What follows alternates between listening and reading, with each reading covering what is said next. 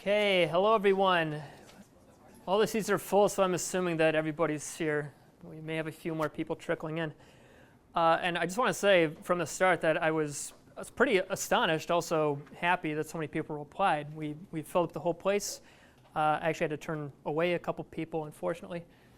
But this is great because we also have a really good cross-section from what I saw of people from different departments around the university. And for those of you who don't know me, my name is Andy Jan. I'm a new hire here. I've been here for about 6 weeks now. And I know that today we're going to be talking about DTI, but since I'm relatively new, I'm seeing a lot of new faces. I want to take some time at the beginning to tell you exactly who I am, what I do, and why I'm doing this today. So a few words about me. I was hired as part of this thing called the Neuroimaging Initiative, or NII. And I'm assuming most people have heard about it because the listserv that I used, most people probably get some, some notifications about that as well. So my purpose here, what I'm doing at Michigan, is mostly consulting for anybody who does neuroimaging, no matter what department they're in or what kind of study they're doing. So if you're doing something that has to do with, say, fMRI, or with volumetric analysis, specifically free surfer, or like we're doing today, diffusion tensor imaging, I help out with any of that. In case you're either beginning an experiment with any of those modalities or you're trying to analyze data with any of those, that's my job. So if you email me about any questions you have about any of this, I like that because they're paying me to do that because that's why I'm here. So it's really no imposition. So just be aware, this is just a brief menu of what I'm most familiar with. So again, fMRI, volumetric, and some diffusion imaging as well. A few more things. So if you do need to get in touch with me about, say, anything we talked about today or anything else outside of this, my office is in East Hall, right here, room 1265. And when the school year starts, my office hours officially are Tuesday in the afternoon, Wednesday in the morning. But you can schedule things outside of those times as well. Just know that these are times that are dedicated to meeting with anybody who needs to talk about really anything related to their research. Okay, so moving on. And then now I want to talk a little bit about you and some assumptions I'm making about the people who came here today. So like I said, we have a very diverse group, many different departments. We even have, I think, 1 or 2 people from MSU. I'm sorry, yeah, I allowed them to sneak in here. I don't know how you feel about that. But we have a lot of different people from many different departments and probably a lot of different background with neuroimaging. There may be some people who have never used a command line. I sent out some resources for people to at least get some familiarity with Unix because we will be using it a little bit. But I'm assuming that everybody here is going to be analyzing diffusion imaging data at some point. And the second assumption is that most people here, they have diffusion imaging that they haven't done anything with yet. The first few weeks after I arrived, I was talking to a few different labs, and a common theme was a lot of people collected diffusion data, but they hadn't actually done anything with it yet. We have 1 seat up here. Yeah. Is that being safe for anybody? Yes. Oh, it is? Okay. Yeah, John, we might need one more chair. And I know why this happens, in case you want to know. I've helped write a few grants over the years, and usually what happens is people, they have to write a budget.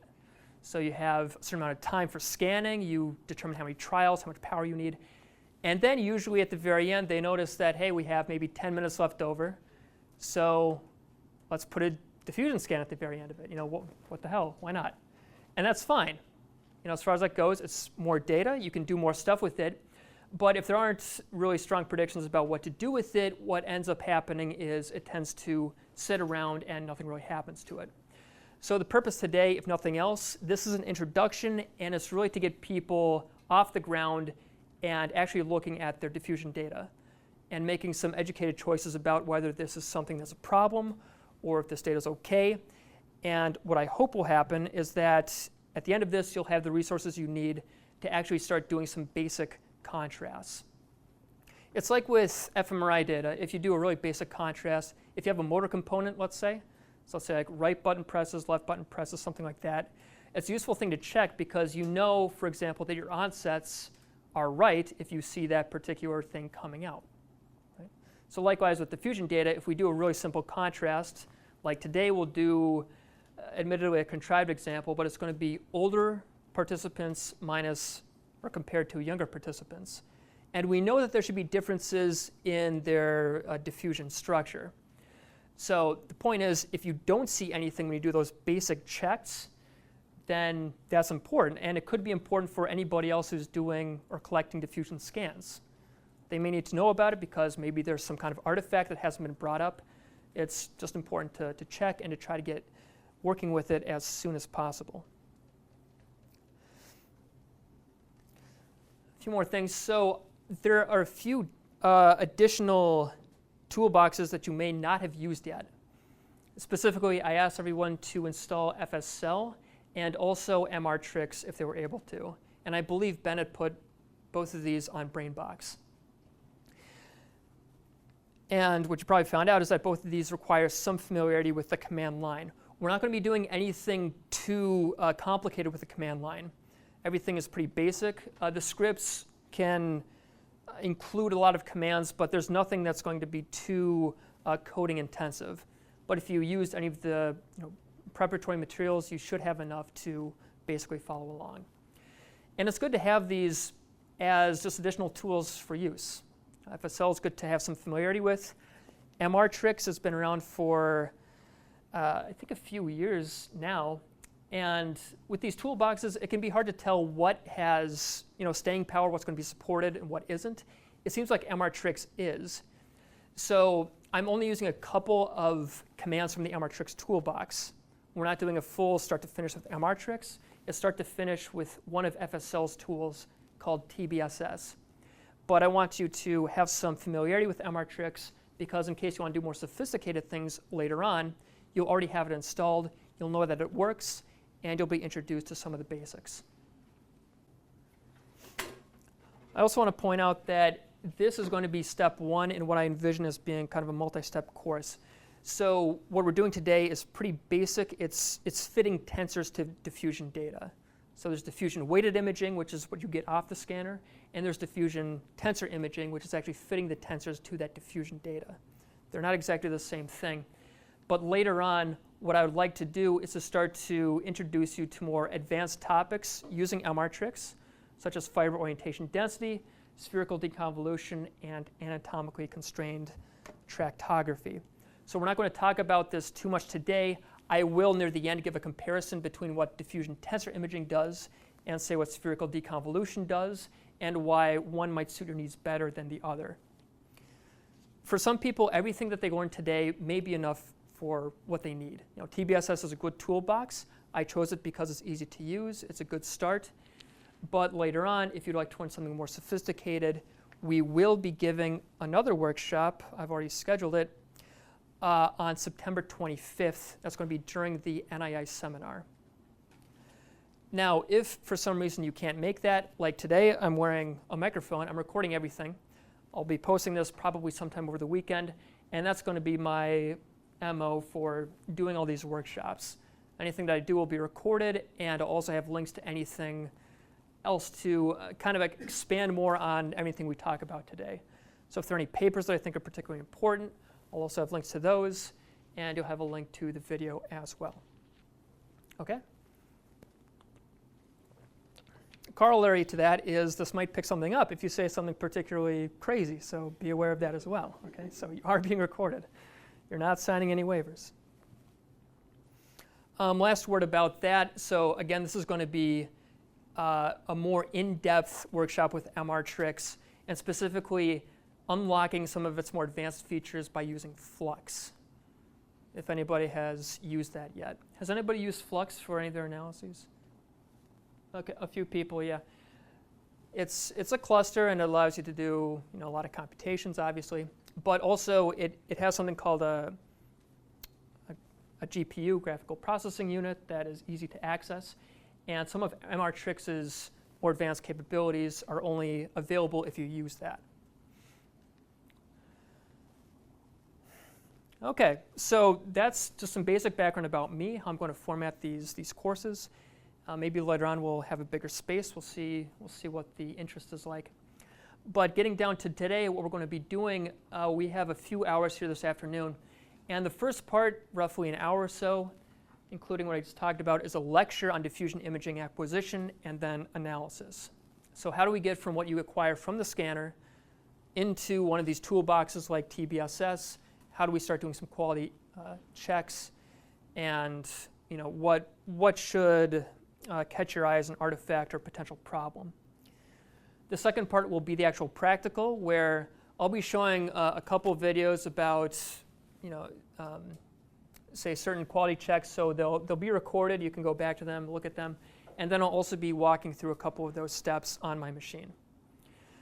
It's going to be pretty simple. The quality checks I'm going to be talking about are so easy. An RA could do it, for example. And the idea is that some of these, they are pretty time intensive, but you do need to develop some eye for what is a problem, what's not. And once you train somebody up on that, it really should not take too much time per subject. So even if you have, say, 100, 200 subject, really big data set, it shouldn't be time prohibitive. And then the last part, I've left aside some time kind of unstructured, so if anybody has brought their own data, we can apply some of the templates that I'm going to be showing today, and which were available for download from that Google Drive link that I shared with anybody, to start applying that to your own data. Okay. Now, did anybody have any trouble downloading any of the materials? That's an interesting. Was that because you couldn't download it? Okay. Okay. Well, that's all right. But I will say that because I sent out the links for how to install everything, we are not going to be stopping during the lecture or the practical for, say, troubleshooting your FSL installation. Because nobody emailed me, so I'm assuming that everything was okay.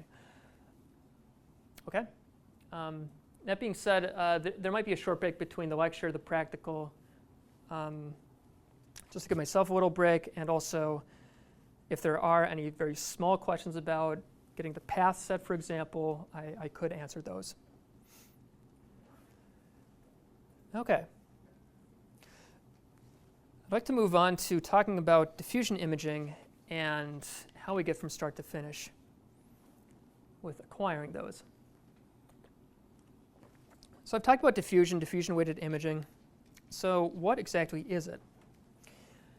If anybody here has used fMRI or MRI data, you know that we have these two main modalities that we get. We have T1-weighted data and we have T2-weighted data. And these are based on properties of spin and relaxation time. And with these hydrogen protons that are attached to water molecules, we can get some measurement of contrast between different tissue types because of their different relaxation properties. So with T1-weighted, T2-weighted images, it's almost like if you lined up where was dark here, where was light here, and vice versa. They seem to have opposite properties. T2-weighted seems to be more sensitive to where there's more liquid, let's say.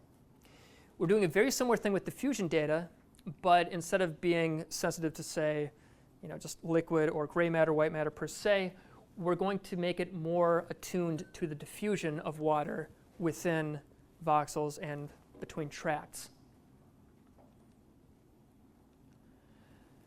A diffusion-weighted image at first glance, it might look a little bit like those other things that I showed you, but what you'll notice once we start looking at the data sets that we have today is, depending on what we call a diffusion gradient direction, which I'll explain more, you find that there's actually more signal loss along the direction where you're trying to measure the diffusion.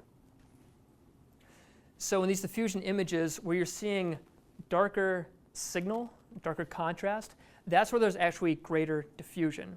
The whole purpose of a diffusion-weighted image is to try to make all these spins, which in the other images would be, say, more coherent and a little bit brighter in certain tissues, to make them more out of phase, incoherent, and therefore make the signal a little bit weaker. And then from that, we can reconstruct the images to see where there was greater diffusion, and more importantly, try to indicate where the diffusion direction was.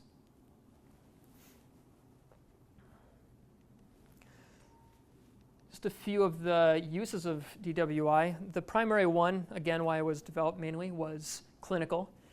And this image that I'm showing you right here, there's a healthy control on the left, and these two people right here, these are people with pretty advanced multiple sclerosis. And from these T2-weighted images down here, obviously they're very bright in the ventricles. The ventricles are huge. There's a lot of cortical loss around them. But these images down here don't tell you very much about which fibers or which white matter tracts were affected or damaged. What you can see here, what we'll get to as a final result, are these color-coded images that show you the principal direction of diffusion along these different tracts. So once we have these and you have, say, a trained anatomist look at it, you can make a more educated decision about which of these tracts are missing or damaged, which ones aren't, and so on and so forth. Now, also based on this, with these images, you can do something called tractography. That's where you set a seed in one part of the brain, and then you trace out, looking at where the directions are using these color-coded images that show what the principal direction of diffusion is, where the most likely tract is that connects to this, and then where it also terminates. That's another use of it. And then also, as we'll see, some of these measurements of diffusion we derive from these images, we can use to do things like longitudinal studies. We may have time point 1, we have some kind of intervention, then time point 2, we look at how these measurements of diffusion have changed over time. Some people think of these things like fractional anisotropy, which I'll also define later, as indicating something about white matter integrity, white matter strength. It's still open to interpretation, but it's a new way to look at your data, and it could possibly open up more questions that you could answer. So this whole aspect of diffusion, just to give you a better idea of how it comes about and how we measure it, it's based off of this principle called Brownian motion. To step through the history a little bit, there was a Scottish botanist back in the early 19th century named Robert Brown. And what he observed once, so he's a botanist, he was looking through a microscope at grains of pollen that were floating around in water. What he noticed was that there seemed to be some random vibration of these particles in there. So why did that occur? He wasn't exactly sure, but he also noted that this is a similar thing that you see when, say, you pour milk into coffee or you blow out a match and the smoke diffuses. It seems to eventually fill out the entire container that it's within. It seems to disperse somewhat randomly, of course, but eventually it tends to fill out. But the principle, the mathematical way to describe this motion, was defined about a century later by Einstein. And he showed mathematically that what's probably driving these macroscopic, or particles you can actually see, their random motion, is a result of all these invisible particles you can't see, like, say, the hydrogen molecules, or sorry, the water molecules, randomly bumping into these particles you can see. And then in the same year, just along the way, he published a few papers on, I think, the photoelectric effect, something called special relativity, and something called E equals mc squared. So it was a pretty damn good year for Einstein. And I like to think what that tenure packet was like. If he'd only published those 4 papers, and they say, Einstein, you do good work, but your H index, it's only 4, so sorry, it's a little light. But it really was a phenomenal year. I'm not going to talk about it, but it's an extraordinary thing to read about. So let's give you a better idea what happens and then relate it to what we'll talk about with diffusion imaging. So if we have these particles that we see in this medium, this is what we would see just looking through a microscope. But what's actually going on is there are all these, say, water molecules that are randomly bumping around, and they're also colliding into these bigger particles as well, which gives them their random Brownian motion. Now, you can change the amount of diffusion, or how these things are randomly spread out, by, let's say, increasing the temperature if we turn up the heat underneath all these water molecules, they would move more, and as a result, these particles would move more. Or we could cool the temperature down, and then they would move a little bit less, and as a result, these macroscopic particles would also move less. If you increase, say, the size of the particles in the medium, you make them a little bit bigger, so you're looking at something like, say, honey or pitch, then these things are going to be diffusing a little bit slower. And the last thing, which is most relevant to what we're talking about today, is if instead of assuming that everything is wandering around freely in this two-dimensional space, if we restrict one of the boundaries, we can affect where in general all these particles are going to be moving. Right, so that's me squeezing everything together. And notice that if you averaged everything's motion over time, it would tend to go in one direction. It would be going along the length of this tube as opposed to side to side. And I mean, why would you go side to side? There's a lot of stuff over there. If you're like in a crowded hallway, you tend to avoid where the bigger pockets of people are, and you go where there's more space. Has anybody taken a neuroanatomy class where you've actually held the brains, dissected it? Has anybody dissected it? Actually, like, cut through it? Yeah, it's pretty gross. What's even more gross, just bear with me for a second, if you were to take, say, your fingernail and you were to dig into one of the pieces of cortex and tear off a strip, you did that, you got deep enough in there, you would notice that it's like tearing apart string cheese. Okay, it has preferred tear directions. So just like I was saying with making this tube a little bit more restricted and having a preferential direction, your brain is like that as well. And the reason that it has these preferred tear directions is a result of the underlying white matter orientation and direction. So we know all this. We know about diffusion, and I'm going to give you a couple of equations. They're not that critical for today, but you should be aware of them in case at some point you want to have a greater say in how you're acquiring your diffusion-weighted images. The first one, the Stokes-Einstein equation, this is our diffusion coefficient. Okay? It's not a very complicated equation. We have a constant here, Boltzmann's constant. There's that temperature I was talking about. So if you increase temperature, the diffusion goes up. If you decrease it, diffusion goes down. And you also have the relative size of the particles in the medium as well as its viscosity. And so obviously if any of those two things increase, the total amount of diffusion is going to go down.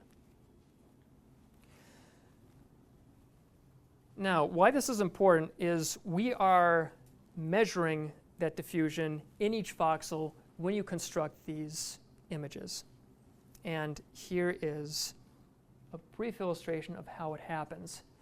We use something called diffusion gradients. This schematic may look familiar to you if you've taken an Intro to fMRI course.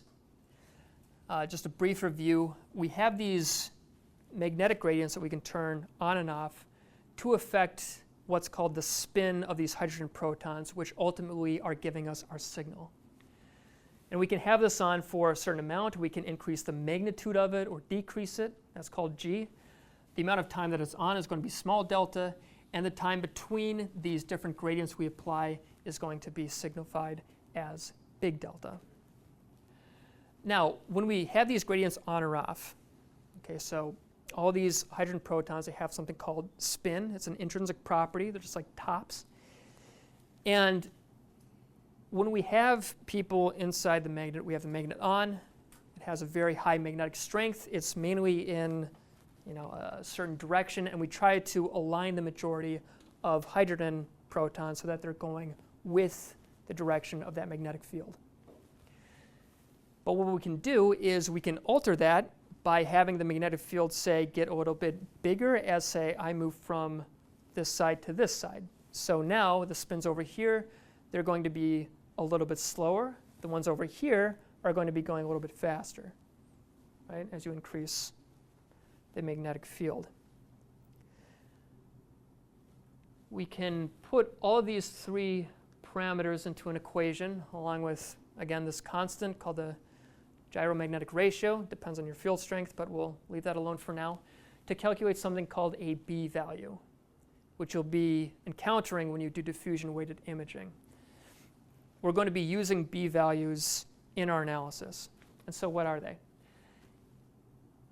Think of these as, again, this is a little bit of a simplification, but this is the amount of diffusion that you are basically, say, trying to apply or measure, right? So if we have these gradients on for a really long time, B is going to go up. If G, the amount of this diffusion gradient, is also really high, B is going to go up. And if we have a lot of time between gradient 1, gradient 2, this thing called mixing time, we allow a lot of time for diffusion to happen, that also increases B. Yeah? Why square for the G and delta, not the duration? I'm not sure about that. This is the equation that I found for calculating B value. I'm not totally sure about that. But all I can say is that as a result of it, obviously, if you increase G by a factor of 2, then your B value may go up by a factor of 4. Yeah. Another thing to keep in mind is these are, the units are seconds per millimeter squared, if I'm remembering correctly. Okay, what does that mean? Again, I'm not totally sure, but that is the unit value that they're in. And also, B values tend to be applied in about units, around about 1,000. Okay, so the B values that you apply, they're going to be around 1,000, maybe give or take a couple hundred. And typically, if you're doing what's called a single shell acquisition, the B values are going to be constant across all of your scans. That's what we're dealing with today. I do want you to be aware, however, that some researchers, and they've been working on this for a while, you can apply different B values to different volumes. But I'm not going to get too far into that.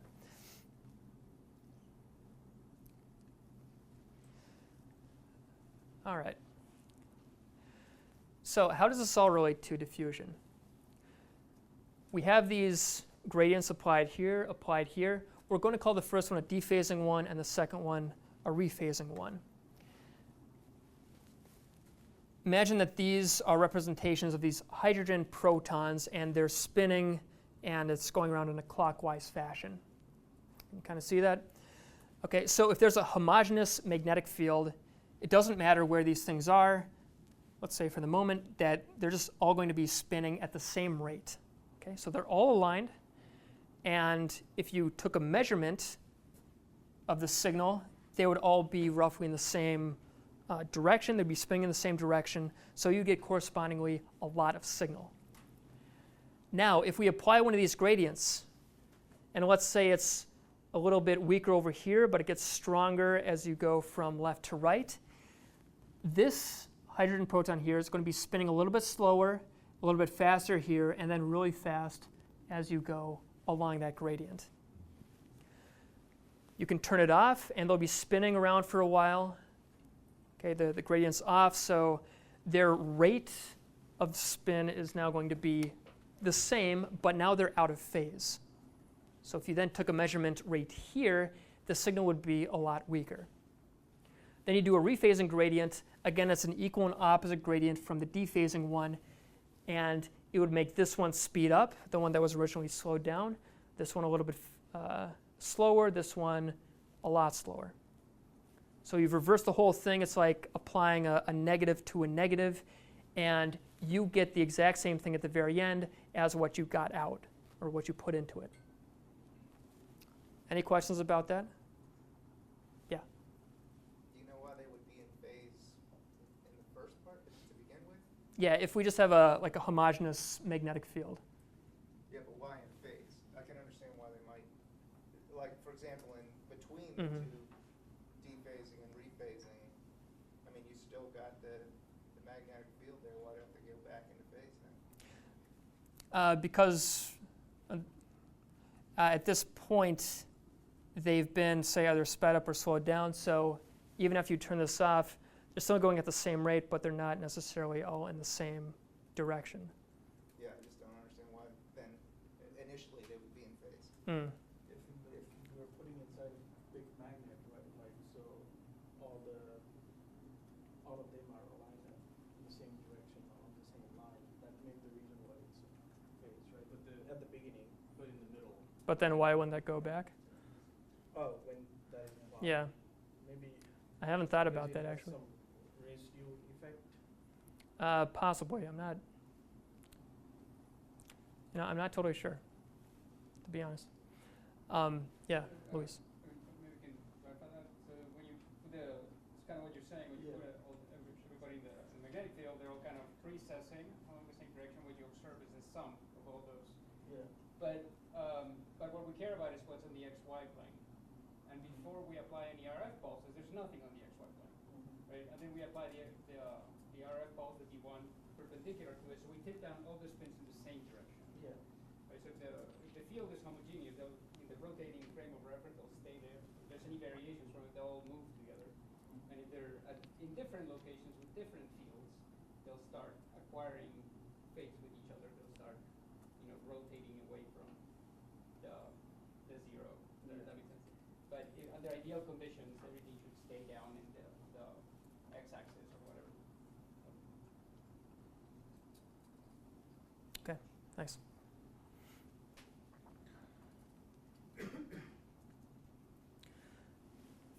Okay, so the assumption there was that everything was staying more or less in the same place, right? So that when we applied the equal and opposite gradient, they would come back into phase and be more or less right where they were to begin with. But if we apply one of these dephasing gradients and these things start to diffuse somewhat randomly, so notice that yellow is the first column, they're all in their same column right here, then magenta and blue. Notice that during this mixing phase, so the time between gradient 1, gradient 2, they're going to be moving around randomly.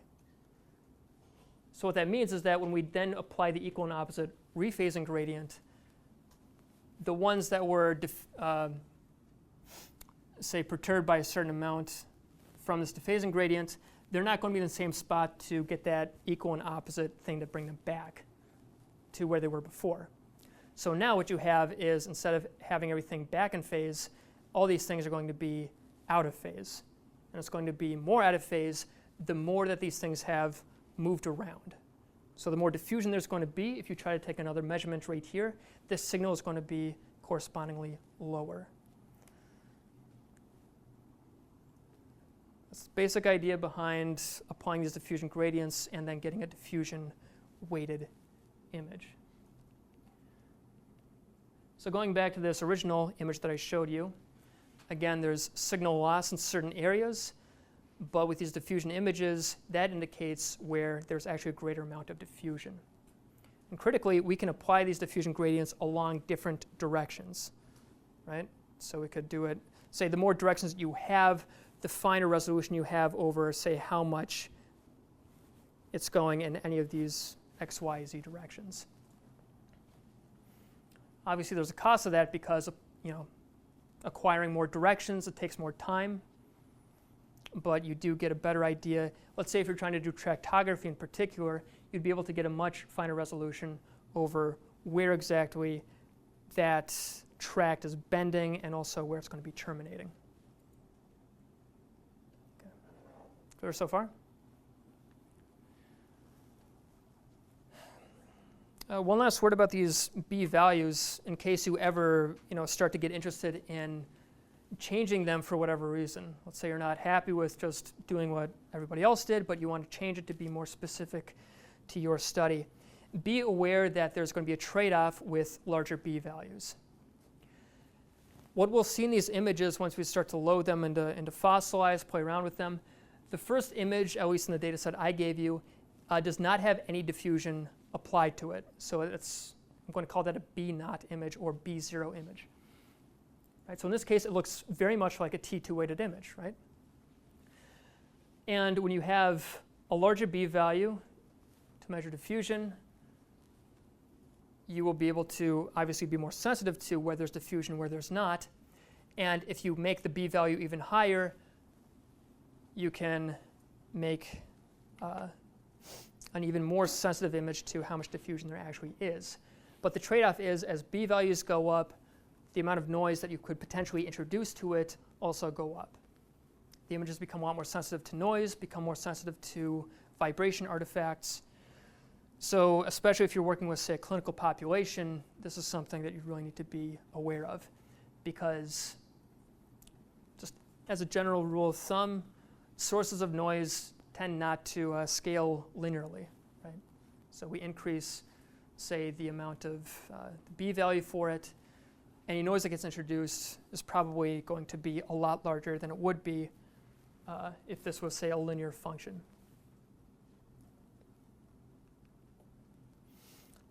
Okay. Now, I did mention having possible, multiple B0 scans. And why those are required is it's a similar idea to if you've ever done field mapping with fMRI data. Some people familiar with that? So let me just explain what that is. First, they're not the same thing, but they are analogous. In a field mapping image, we try to take a measurement of where there's inhomogeneities in the magnetic field, right?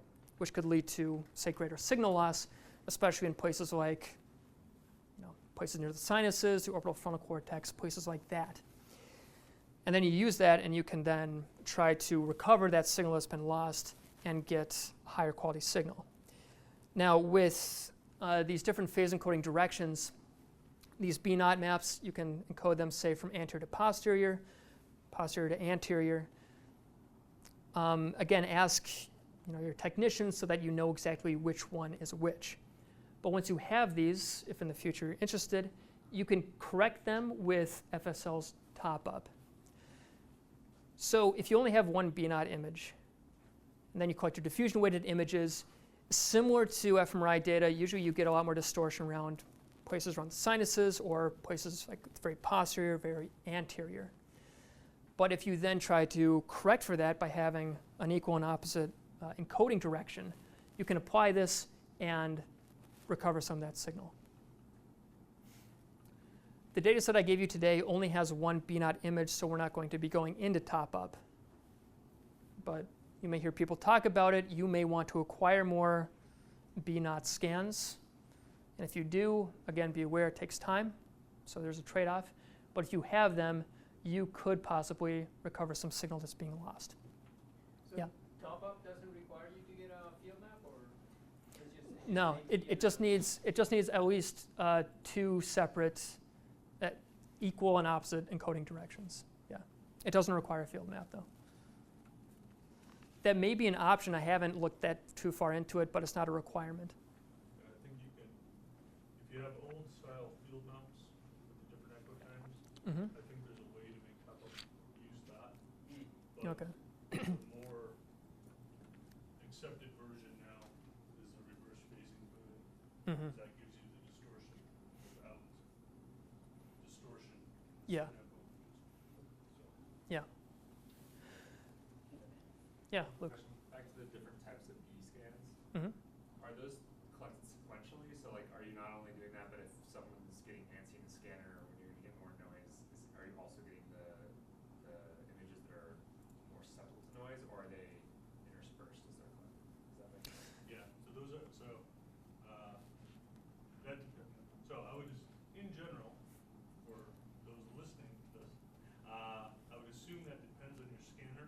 Specifically for GE scanner and how it works is that we're specifying the exact order of directions and B value weightings. And I know for a fact that everyone here that's getting multiple B weightings, it's interspersed. Okay.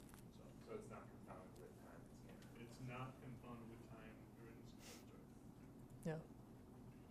What you'll see when we actually look in the bval files, you will see which volume is lined up with which B value. So let's say you had, say you acquired 60 volumes. I think the first B value would be 0, then you may have 1,000, 1,000, 1,000, 1,000, then maybe 3,000 or whatever that you decided to put into it. it shouldn't be a surprise. So if you set it up, you should be getting the same thing that you programmed into it.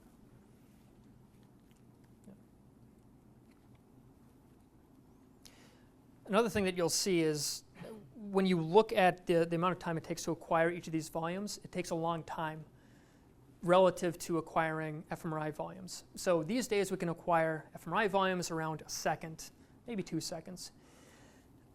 But diffusion data, at least the ones we're looking at today, it's more along the lines of, say, 10 seconds. It takes quite a bit longer. So you can imagine why that's a pretty big problem if somebody's moving a lot, because they could be moving a lot within a single acquisition and affecting a lot of slices that are being acquired. That's something that this more advanced feature of MRiCroGL can help correct for, something called slice to volume registration. Again, it requires a GPU. We won't do it today, but from what I've seen, it does a very good job of accounting for even pretty bad motion artifacts. I mean, don't push it, but they do have some pretty good corrections for it. Okay, so finishing up with some of the last DTI terms you should be familiar with, especially DTI because that's going to be the focus today, are eigenvectors versus eigenvalues.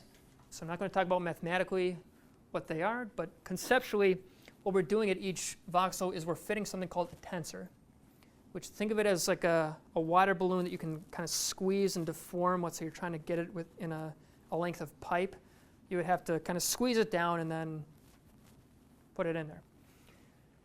The eigenvectors are going to indicate the principal direction of diffusion and then 2 orthogonal directions of diffusion to that. Okay, so the principal direction is always going to be indicated by not lambda, that's the eigenvalue, but epsilon, which I'll show you on the next slide. The eigenvalues, think of that as the magnitude of the diffusion. So if there's a high degree of what we call anisotropy, where the tube has a very clear preferred diffusion direction and orientation, then the eigenvalue is going to be very big. So think about that as the length of this arrow and the eigenvectors as the directions of those arrows. The second thing, which you'll see when we do the practical, when we look inside each of these different files, is the bval file, again, has each b value that was applied to each volume. In this case, I believe I had 60 volumes. For this data set, the first one, again, this is usually always 0. And then everything else is acquired with a bval of 1,000. The bvec looks a little bit crazier to interpret, but all it is, these are triplets of numbers. You can't see the whole thing as it's cut off, but there's these basically represent what the direction of that diffusion gradient, how it was applied. Okay.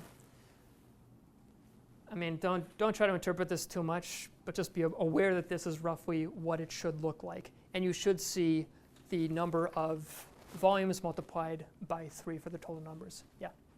So this bvec is generated by the scanner, or you specify? This is what we're going to be fitting. So this isn't something that's generated by the scanner. It's not. No. It's something that we're calculating after the fact to try to best model what these ellipsoids would look like within each voxel.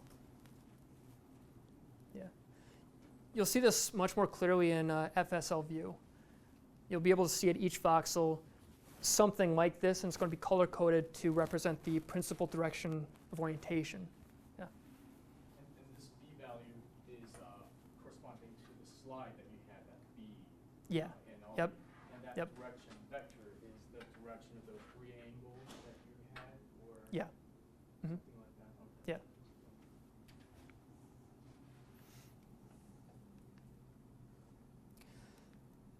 When we're looking at these images, just to give you a heads up, again, they're going to be color-coded a specific way. So anything in the x direction from left to right is going to be in red. Anything in the y direction is going to be in green, and anything in the z direction is going to be blue. This is important because if you find out that, say, The corpus callosum, which should primarily be x direction, it should be red, should be very clear. If that is, say, blue or green, that means that you may have, well, not get too far into it, but something may have gone wrong in the header for how it thought the directions were being applied. So just be aware of that. I mean, look at these color-coded images critically to see exactly if they match up how you think they should. The very last equation I'm going to throw at you is, again, fractional anisotropy, which is, I would say, the principal diffusion measurement that we derive during diffusion tensor imaging. In a nutshell, this is a weighted average of all those eigenvalues I was telling you about. And so if lambda 1, which is that, it's going to be the magnitude of that principal diffusion direction, is a lot bigger than 2 and 3, FA is going to be correspondingly pretty high. Okay. What is D lambda? Expectation of lambda? I didn't look too far into this equation. Is it? Yeah. Lambda is the overall what? Lambda is the eigenvalue. Eigenvalue. Yeah. And E is like the expectation of that eigenvalue. For that direction. For that direction. 1, 2, 3. Yeah. Yep. So that's really all you need to know about it. If this thing is very oblate, like a saucer, or it's prolate, like a pole, it's going to have a very high number. If it's more just like a rounded sphere, FA is going to be close to 0. Remember, this is a single number that we calculate at each voxel, and once we do that, once it comes to doing statistics, it's simply a matter of seeing whether it's going to be greater significantly for one group versus another, or whatever kind of statistics you want to feed that into. You could correlate this with something. You could create a covariate matrix if you wanted to. There's a lot of different things you could do. Okay, so imagine that this is an axon. Okay, so this are the boundaries, the cell membranes of it. And within this axon, we have water that's going to be freely diffusing around. Okay, so these are my water molecules. And what we're doing with tensor fitting is we're trying to model how these things are moving. So there's a cross section. Imagine this is my tensor. I try to fit it to the boundaries of where I think the principal directions of diffusion are. And I'm going to label those as epsilon 1 and epsilon 2 for the x and y directions. If we add a third dimension, which we will if they're these spheroids, there's going to be a third direction. And then the eigenvalues is how much I scale those to try to best fit this particular sphere.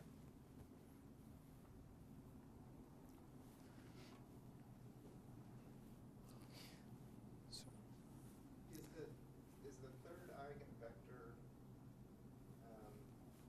always determined by the first two? I mean, if you're in three-dimensional space and the eigenvectors are going to be orthogonal once you've got the first two, doesn't that uniquely determine the third? I would say so, yeah. I want to emphasize, though, that the first eigenvector, it's not like that always corresponds to, say, x direction.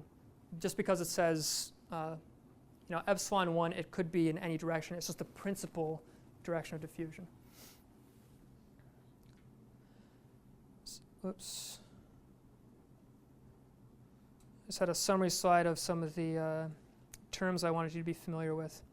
So again, eigenvectors is direction, and eigenvalues are the magnitude of this diffusion that we're going to be measuring. And if you wanted to, you could take an estimate of the mean diffusivity, which is simply an average of all of your eigenvalues. Right? So if it's really big in all directions, you're probably in something like CSF or the ventricles, where the diffusion can go basically in any direction. It's not bounded. Yeah? How does this compare with FA? Like, what indication of the difference between these? Like, what does one represent versus the other? So as in, like, if FA was really high, could you determine what MD was? Like, are they highly correlated? I'm not sure how much they're correlated, but I can imagine a situation where, say, all three eigenvalues are relatively large. Say the mean diffusivity is pretty big. Let's say it's like we're measuring, let's say we're measuring a really, a pretty big axon, but it still has a principal, direction of diffusion, right? In that case, mean diffusivity would be high, but FA would also be relatively high, as opposed to if it was like super narrow. I'm not sure how much they're correlated actually. No.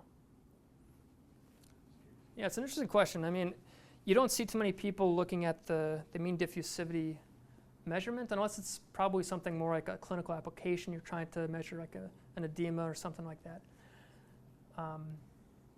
But as far as how much they're correlated, I don't know.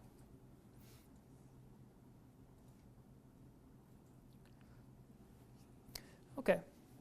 To finish up with this lecture, I'm going to talk a little bit about the potential drawbacks of DTI. And this is also a teaser for what we'll be talking about in about a month. So the biggest drawback of DTI is wherever you're measuring crossing fibers, or not even totally crossing, but even if they're at slight angles and seem to glance off of each other. In any case, if you're not measuring homogeneous direction, DTI can run into serious problems, and here's why. Imagine that in a particular voxel we have a fiber bundle composed of these axons going in one direction, and there's actually a good amount of diffusion along one direction. But it's also overlaid with fibers going in the opposite direction. And this occurs in maybe the majority of white matter voxels in your brain. If we try to fit a tensor, it would split the difference, and it wouldn't really go for this one, wouldn't go for this one.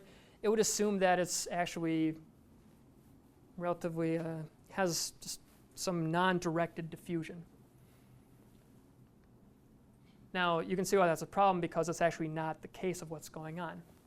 But if we use a more advanced technique like spherical deconvolution, which is one of MRiCroGL's capabilities, what you would have is, this is a symbol for the actual, say, diffusion data you acquire.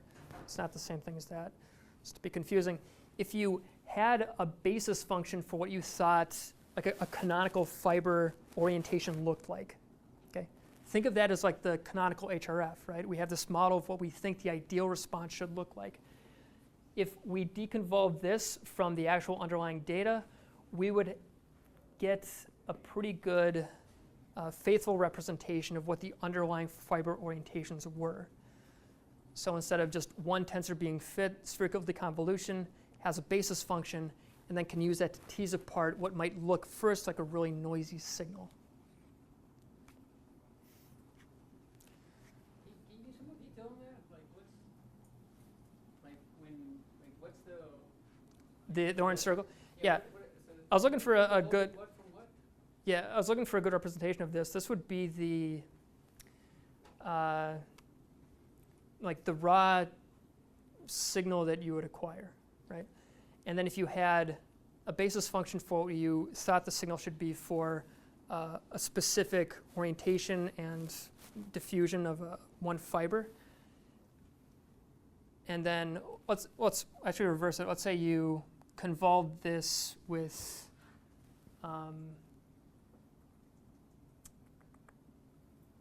So can you circle the tensor that you've measured, and the blue line maybe be one eigendirection, eigenvector? I'm not sure about that. Possibly. I haven't looked too much into it. Yeah.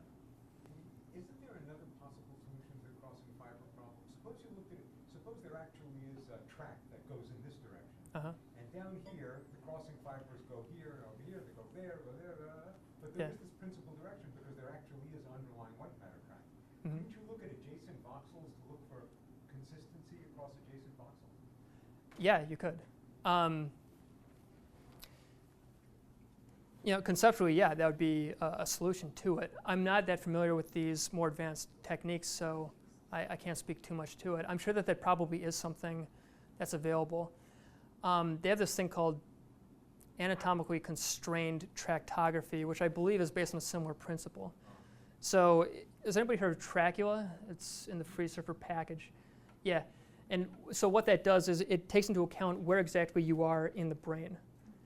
And then based on nearby cortical topography, that also has a weighting in how it fits the direction and also the magnitude of the diffusion. Yeah, so it's a similar concept. I haven't worked too much with it, but that's the basic idea. Yeah. So are we tackling this with matrix or TBSS today? That would be with MRiCroGL. I'm just pointing out one of the potential problems with what we're doing today, this diffusion tensor imaging. It's been known as a problem for a while, and there's really no elegant solution with the TBSS package to fixing that.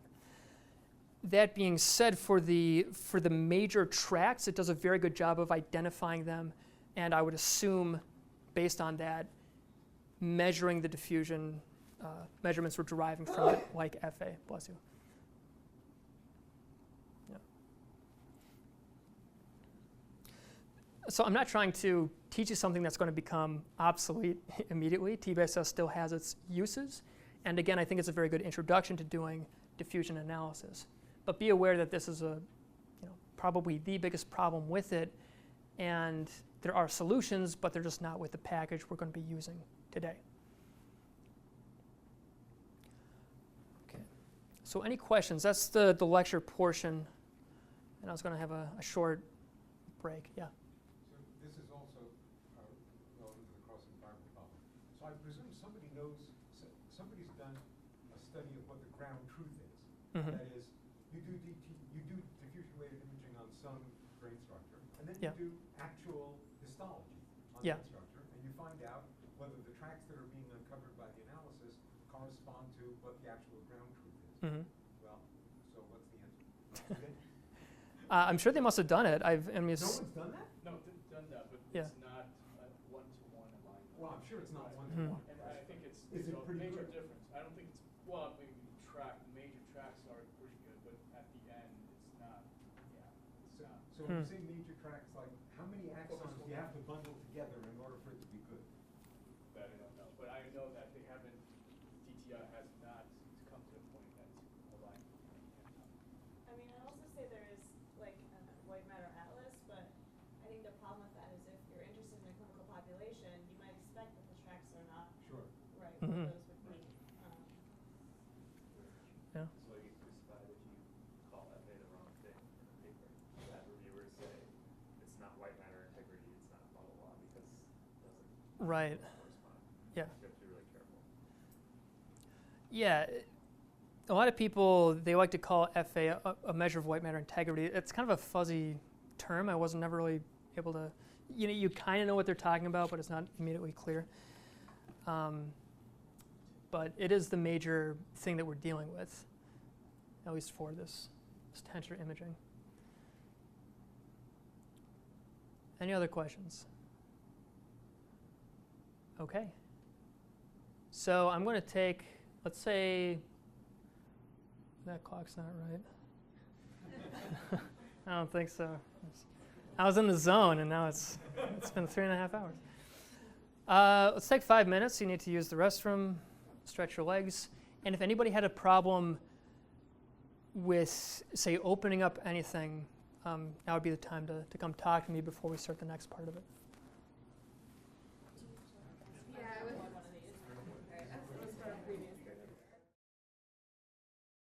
We're moving into the second part of this workshop, which, as I said, is going to be the practical part. And I debugged a couple of things. Well, one of them I couldn't really figure out. But so everybody has the raw and also the processed data, right? Downloaded that? Okay. MRiCroGL works. FSL works. We're good.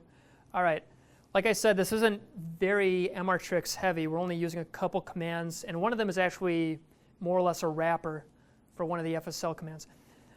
But again, I do like it. I want to introduce it. That being said, the raw data is more for you to process fully on your own because it takes a long time.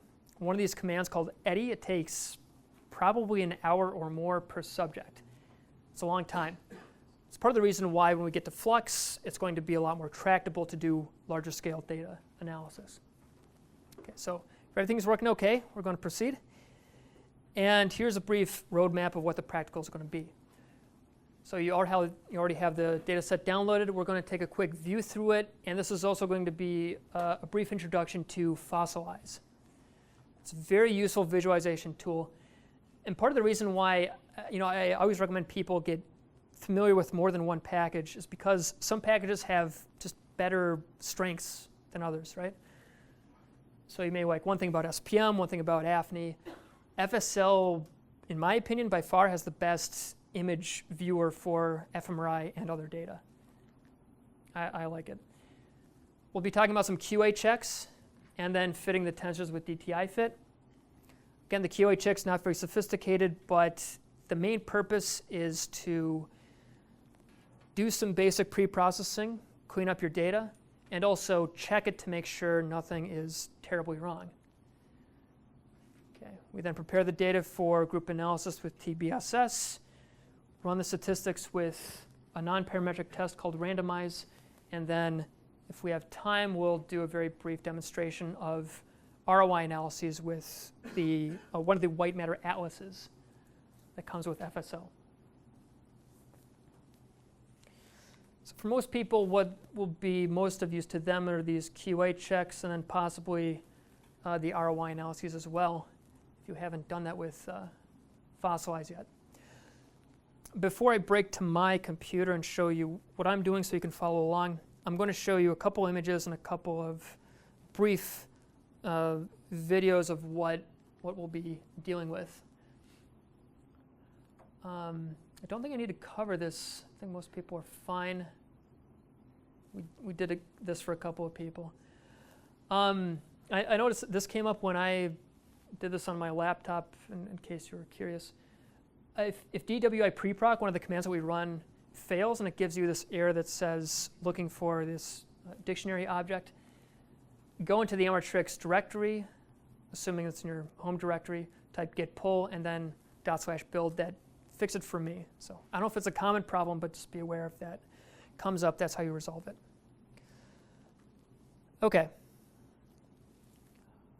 I'm also making an assumption here about how your data is structured. So what I have for the sample data set I gave you is going to be in this particular format. You're going to have the subject name, and then there's going to be a DWI directory within that.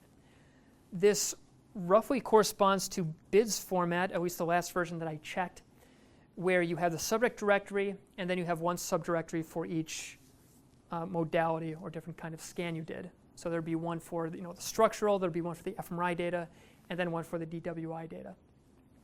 So what I'm saying is the template scripts that you downloaded, at first use, they're probably not going to work with your particular setup. So that's something you'll need to modify. I'll point out where you need to do that. But moving forward, I think that this is probably the clearest way to organize it. Everybody has their own opinion about it, but for these purposes, that's what I'm going to be using. Okay, so a couple words on the QA checks that we're going to be doing. The two main sources of noise that we're going to focus on today is, if there's any, say, endemic scanner noise. It could be thermal noise, it could be vibration artifacts, things that the subject isn't necessarily doing to cause any problems for you, right? So in this case, you may have pretty grainy images. It could be something due to case-based reconstruction that's pretty rare. Those will look pretty distinctive. I don't have a sample image of it, but those ones are usually pretty clear whether it's just the scanner or whether the subject was doing something. The other one, which is probably more common, is motion, right? So if you look at one of these images and there seems to be some displacement, it looks like there's like an after image in part of it, that's usually due to motion. I think it's kind of ironic that when we're doing these scans, really anything that indicates that the subject is alive, if they move, if they breathe, if their heart's working, we don't like that, right? We try to eliminate that as much as we can. unfortunate, but it's the case. So if they're moving, especially because, like I said, these slices are being acquired so slowly, there's a lot of opportunity for motion to affect a lot of the data in that particular acquisition. So the ways that we're going to check for these two particular types of noise, one is DWI denoise and looking at the resulting residual maps after we do that. And the other one is to check the number of corrupted slices with DWI preproc. DWI preproc, among other things, calls upon eddy, which is actually part of the FSL package, just to confuse you a little bit. But what it's going to do is it is going to try to interpolate those images that seem to be most affected by motion and then replace it with what it believes to be, recovered some of that signal. It does a pretty good job, and from the papers I've read about eddy, if you have something like less than 10% of your slices are corrupted, as will be output by one of these files, you're probably okay. We'll see what that looks like in a little bit. Now, checking the residual maps from denoising, which I'll be doing soon, just to give you a preview. This is the fossilized environment, and these are the residual maps we're going to be looking at. This one is from the first B0 image. Not sure if you could see it too much, but you'll see it on your own computer. The first image in the series, the B0 image, if it has any kind of spatial structure, like you can see the outline of the brain and the ventricles, that indicates that there may have been a problem during the denoising, and it could be due it could be possibly due to like a vibration artifact if you use like a really high B value, something like that. But if the rest of these images, sorry, let me back up. That first image, if it has any spatial structure, that's actually okay for any image that didn't have any diffusion weighting applied to it. But for the other ones, when we look at these residual maps, as I'll explain in a little bit, if it's more or less just random noise and you showed it to a totally naive person and they couldn't tell what was being shown to them, that's a good thing, because it means that between the original image and the denoised image, a lot of the signal was preserved. You can also output the actual noise map if you want to get some estimate of how much noise there was in different parts of the brain. Yeah, Luis? I don't know if I understand. What's this the residual of? It's the residual. It's the difference between what you had originally, so the raw data, and then after the denoising process. After the denoising. Yeah. Also, if there's motion and you've corrected the motion, there should be structure here, right? This is before the motion correction. I see. But but if there's some kind of systematic error, like some sort of distortion that preprocessing is correcting, Mm-hmm. it should come up here, right? Or no? It should, yeah, it should come up in the residuals, yeah. If there's a systematic problem, that's where you should see it. For most of the data that I've looked at, I've never really had a problem during the denoising process. You'd think that it would pick up on some of possibly the motion artifacts you would see later, and perhaps it does, but the next step, the DWI preproc, which actually identifies individual slices and tries to replace them, it quantifies the number of slices it had to replace, and then that can be used as a heuristic to decide whether volume is corrupt or not. So do you know what it's doing to denoise the data, this first step? It's doing a principal components analysis, actually. Yeah. Okay. Yeah. And then, so is it like CompCore kind of a thing? Or? I don't know about that, no. I don't think so. It was a different PCA acronym I hadn't seen before, but it is principal components. Yeah. Is anybody unfamiliar with principal components when I say that? Okay. All right. Okay, so basically we're going to be looking at the entire time series, and once you get fluent with this, or your RA gets fluent with this, again, it doesn't take that much time to sample through the entire data set. And the last thing I want to talk about before we start doing things together is, so we're going to check the corrupted slices with the DWI preproc. It's going to output this into a file called percentage outliers, I believe. It's just going to give you a number. It's going to be in percentage. And if it's less than 10%, again, according to these guidelines, it's probably OK. There's no hard and fast rule for what is a problem volume and what's not. But I will say that so this is the total number of slices that they're recommending that you look at. What if virtually it's less than 10%, but virtually all of those are concentrated in 1 or 2 volumes? That's a little bit of a different story. Maybe you need to, remove those volumes or do something a little bit more severe. You could toy with some of these defaults and try to do some more aggressive interpolation. So be aware that when I say less than 10% of the slices being fixed is OK, you can look at one of these files and actually see which slices needed the most repair. All right. If you have everything loaded up,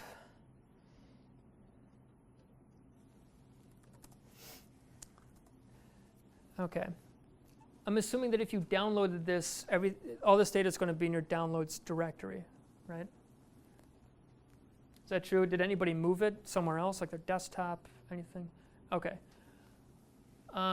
What I'd recommend is to move it back into your downloads directory just so that everything I'm doing is going to be the same thing that all of you are doing.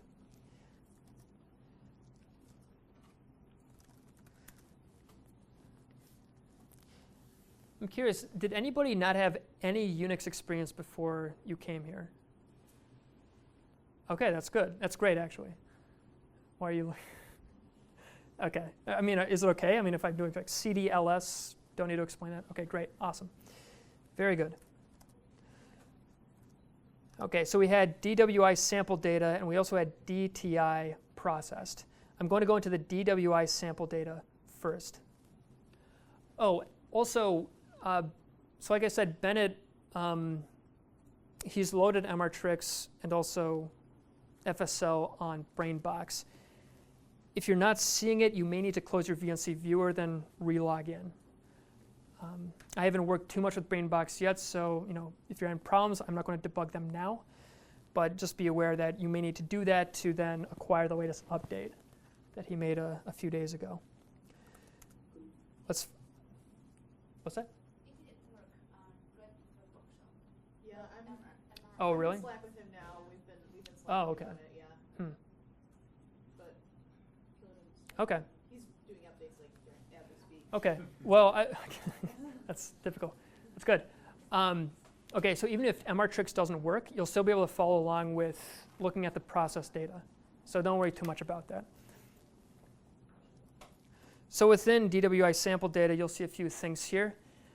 This was, I downloaded this from OpenNeuro, and they had the older subjects in the 40 series and the younger subjects in the odd series. Everything OK? Yeah. OK. We have a few different scripts here with the SH appendix appended to it. What I've done here, this run all, is just going to sequentially run through all of these 3 things. So you can either do any of these in isolation or just run them all using that script right there. Within each of these directories, like I said, there's structured a specific way. We have the subject name, and then we have the DWI directory. And within that, you have the diffusion weighted image, you have a bval, and a bvec file. So quick detour. These images that you all get off of the scanner, do they already come as these nifty DWI images? OK, so let me show you one thing, and I want to capture this so that you'll have it to come back to. I'll send out this link also after class. MRIcroGL. This is it does a few things all in one. It can allow you to do rendering of your results on a surface, but it can also do something called, let's see if I have it here. convert DICOM to Nifty. So if you click on that, again, I'm mostly just saving this for your later reference. You go up here and you click on DICOM to Nifty again. This is a sample DICOM data set that I have. Okay, so within that, they have all these different files in here. And if you simply click open on that, it's going to convert all of that into Nifty format and also give you the bvals and the bvecs as well. So if I then look within the DICOM directory, notice that I have this Nifty file, bvecs, bvals. Ignore this one. It appends like the average diffusion or the apparent diffusion coefficient, an extra volume at the end of it. But How do you get the DCM to mix up? Is it a command line thing? you can make it a command line thing, yeah. You can script it from the command line. It's called DCM to NIIX, I believe. But there's a very simple graphical user interface where you simply go to DICOM to Nifty, select the folder, and then it'll output everything that you need. So it recognizes as a DTI. Yeah. It reads everything in the header. If it was fMRI data, it would construct a Nifty that would have all your fMRI data in there. But this is useful because, again, it outputs your bvals, bvecs. Very useful tool. This latest iteration came out pretty recently. I've been meaning to there's already documentation on it, but I've been meaning to make say some kind of tutorial on it because it can do many different things and it's quite flexible. Andy? Yeah. I just came up with an issue with using this specifically with some Oh. scanner data that flips it, so I've had to use a different software. What kind of issue did you have? It will compile it upside down. Ah, okay. Yeah. There's There was another Yeah. I could just use it, but I just wanted to let people know that. Okay. So just so I have this on audio. So basically check it to make sure that the axes weren't flipped. There might be a way to fix that after the fact by reorienting it in the header, but okay, well, good to know. What did you use? I'm just pulling up right now. Okay. Can I ask a Yeah. question? Yeah. Actually, for our fMRI people, so I'm just looking at some of my own DWI data, and Mhm. I see a DTI 32 blip 0, a DTI 32 blip 1, and a DTI top up 32 directory. Oh, so Tell me Yeah. what that is. Right. So our DTI processing stream, depending on what flavor of DTI you've done in the past, will ascend. So in your specific case, that blip 0, blip 1 means you acquired phase encoding in one direction, phase encoding in the other direction, and then the processing script ran it through FSL's top up to generate your corrected images. So. okay. And then related to the processing stuff, I believe our default is DICOM and Nifty. Yeah. Converting our guys. Okay. So, but I will check with people to make sure you're Yeah. not getting flipped. Well, I'm curious. I don't want to stick too much on this, but so what people are getting from the scanner is like what they're downloading after they've, say, run a scan. Are they getting the DICOM files or are they getting something else? It can be lab specific. Okay. but, Okay. Uh, That's good to know. in general, we have at least the base version of converting their DICOMs to Nifty. Mm-hmm. And then, again, depending on what flavor of DTI they're getting and whether it's a more recent multiband or not, we may or may not have implemented field map correction stuff. Okay. So, So the moral is talk to your physicist. you, Christian, Yeah, talk to Chris. Not for another month or two, though.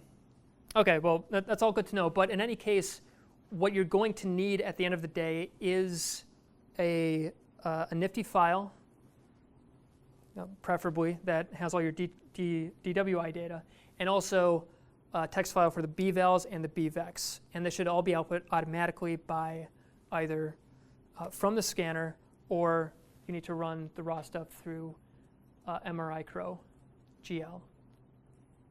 Okay?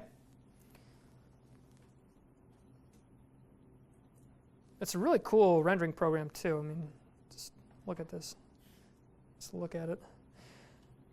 Okay, so back to our actual data. We are now going to start to look at it with something called fsleyes, which is FSL's image viewer. So you can give it an argument. I got to turn off that noise. Okay. So if you did that, it's going to by default open up this first image that you give it. You can give it many images and it will load them all up at the same time. I just like to do that to save me some setup time. Okay. Just give you a few seconds. Okay. Is anybody not at the FSLI screen yet? Okay. So note, I could do the same thing, what I just did, by opening up fsleyes without any arguments, going to File, Add from File, and then loading that. So fsleyes, just to give you a brief overview, everything up here is going to control things about how you view the image. So say opacity, or its brightness, or contrast. You can make it different kinds of color scales if you want to. The defaults, though, are, for now, totally fine. The one thing I do want you to start to manipulate, if you can see it, the text is a little small, but at the bottom, there's a rocker panel next to something called volume. Okay? And notice that it indexes starting at 0. So 0 is the very first image within this data set. So do we have any diffusion applied to this first one? Probably not. Again, you should double check it, but the standard is the first one does not have any diffusion applied to it. Now, if you click the rocker switch up, and everything gets very dark, so we will need to manipulate these values. What I said here, say at the min, I'm going to make that 0, and the max, let's make that, you could make whatever you want, 1,000, you could make it 500 if you want a little bit more brightness. But now we're getting into the actual images that had diffusion weighting applied to them. And you can probably see the contrast between dark and light better on your screen than you can on here. It's a little saturated. But as you're looking through these, notice a couple of things as you're flipping through them. Notice that where the darkness appears more predominantly changes. Okay, that's a reflection of how the diffusion gradients were applied, right? So that the direction of the diffusion was more sensitive in a certain direction, and then we measure that afterwards. And where it's darker, like here along, let's say these longitudinal tracts, that's going to be where there's more diffusion. So in each of these slices in any orientation, you should see that there is, one of the directions seems to be a little bit darker than the other ones. Okay, so why do we do this? First of all, just to check the data quality, just to make sure that that it actually looks like a brain, first of all. That none of the axes are flipped, so say this is an upside down, or anything that looks too unreasonable. And also, if you want to speed this up, you can hit this so-called movie mode to go through everything at a pretty rapid pace. And what you can do here is get a better sense of where there was any kind of, say, large motion or any serious distortions at a certain point. So when you become very familiar with this is a good way to go through individual subjects relatively quickly. And it's also very useful for the fMRI data as well to check for any systematic motion. One tool I'll show you is if you click on this wrench up here and you click on movie update rate, maybe it's going too fast. You can slow it down a little bit, click out of this, go back, and so now you still have a pretty good flow, but it's not coming past you too quickly. The main things that I'll be looking for, again, are any real obvious bulk motion first of all, just to make sure that the data, again, looks reasonable, nothing is flipped, and also to make sure that I have, diffusion where I think it should be. Where it got really bright was when it passed by that B naught image. I changed the brightness a little bit so that these diffusion weighted images, the contrast is a little bit clearer. Okay. So that's the first thing that I recommend that everybody do. If you X out of it, it's going to ask you if you want to save the layout. Usually I don't. I mean, if you have any preferences for brightness, contrast, opacity, you can save those, but for now, I'm not going to worry about that. So I'll also give everybody a link to a brief short course that I made about fossilize, all the different options for everything that you need. But for now, those are the basic ones that you'll need. The next thing we're going to look at are these bvals and bvec files. So for that, I do like to use cat, which why is it still? It says my sound's off, so this is going to be annoying. So let's look at the bvals first. Okay, so notice again, first one had a bval of 0, no diffusion applied. And for the rest of them, they had a bval of 1,000 applied for their diffusion images. Now, just make sure this lines up with what you actually input into the scanner. If you're seeing bvals of 500 or 5,000, and you don't remember putting that in, that's a big problem, because we're going to be using these to do our later preprocessing. Also make sure that you have the same number of b-values that you do the number of volumes. So in this case, I'm not going to tally them up, but there are 60. And if you want to know how many images you acquired, there's a very useful tool in FSL called FSL HD or FSL header. Every software package has something like this, and this is FSLs.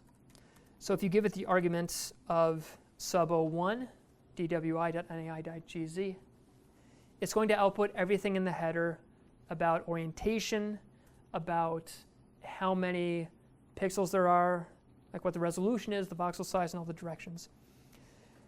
So there's a lot of information. What I want you to look at, if you scroll up to near the very top, are these dimensions right here.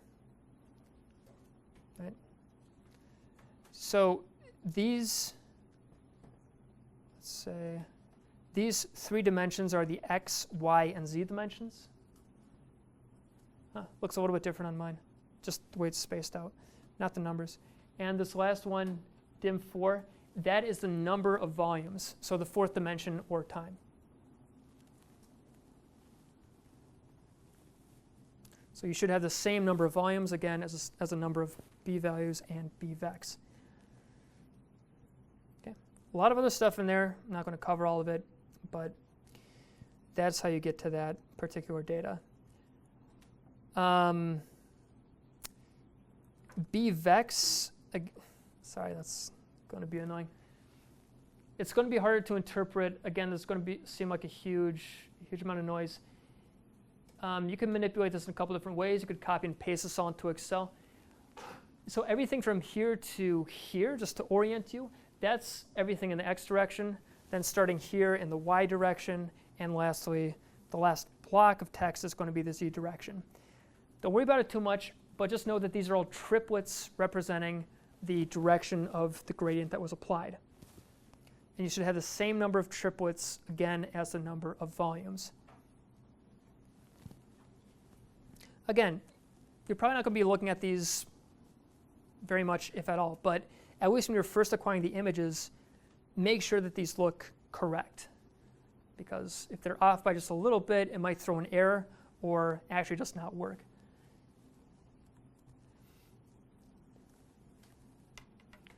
Okay. Now, if we go back up a couple of directories, back to the directory containing everybody. Okay, so looking at the raw data, is that all clear? Yeah? bvals, bvecs, diffusion data.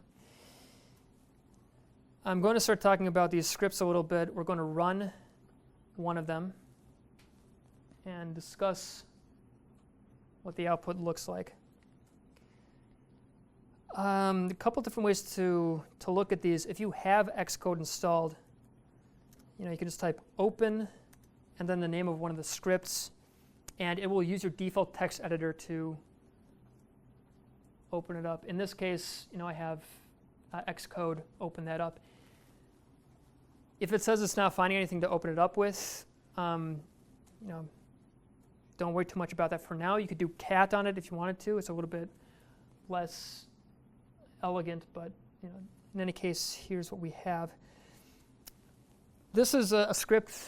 I adapted most of it from John Plass. He helped out a lot with it. Well, actually, he wrote it, then I modified it. Yeah, it's an economist. Yeah, he played a role. He's a good guy. He's a good guy. So this script is going to do the pre-processing and then also this DWI proc command that I told you about. And it's going to give us the output we can use to then check whether the denoising did well and also how many corrupted scripts there were. Okay. So at the outset, let me clarify a couple things. This is something idiosyncratic to me. And it's something that you're going to want to change. If you have any questions, please let me know if you want to adapt it to your own. But I like to call upon a text file called subject list that has one entry for each subject name in your folder. So we know that we're going to loop across every subject in the directory. We're going to execute some commands, and it should flow pretty well. So notice that you're going to have to change this depending on what you called your specific subjects.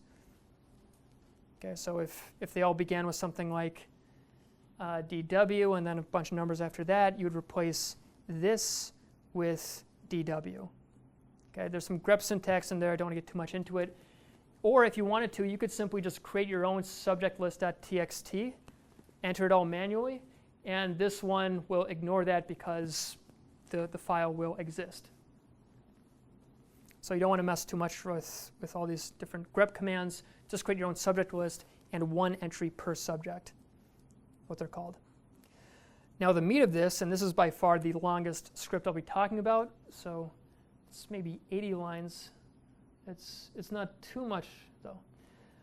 And there's a lot of filler really. It's going to be going through every subject. It's going to be going into their DWI folder, and it's going to be converting the data initially from Nifty to what's called MIF format.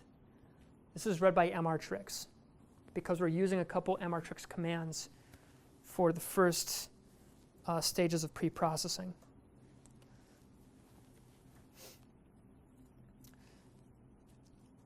So you shouldn't need to change anything with that. Notice that after a lot of these commands, I have this option, this flag, called force, and it's going to overwrite anything that was there before. You may want to not do that, so in that case, just remove force, but be aware that if anything exists, it's going to stop and say we're not going to go any farther. So DWI denoise, as I mentioned before, we give it our raw data specified by this variable.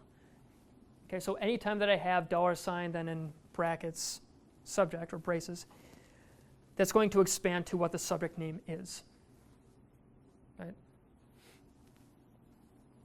It's going to specify what the denoised image is going to be called. It's also going to output a noise map if you want to use that for something later. There are applications, but I'm not going to go into them. And then convert it back to Nifty in case you want to look at that in fsleyes. So we'll be looking at a lot of these outputs in fsleyes. Like I mentioned to Luis, we're going to calculate the residuals by taking the difference between the raw data and the denoised data to see how much signal loss there really was. So if there's a lot, that's why I was talking about that spatial structure, because if it's in mostly these white matter tracks that you're seeing, then that's a problem. That means there's a lot of noise there. And even though it can do some noise cleanup, you should still check it. There's no hard and fast rule for when it becomes a problem, but if it's really clearly defined spatial noise, you should possibly bring it to the people at the fMRI lab, get a second opinion. And then beyond that, let's see here. I'll just run through the rest of this and then we'll go over the actual output. DWI preproc, so this is going to take a long time. It's going to call upon eddy to correct for what are called eddy currents.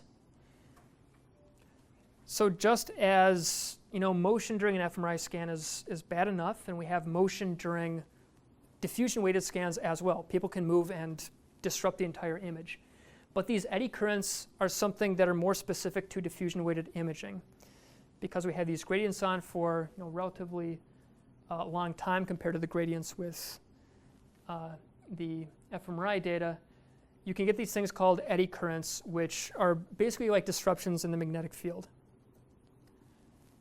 And so what eddy does is it tries to identify these particular eddy currents that aren't due to things like motion, aren't due to basically anything else, tries to clean those up.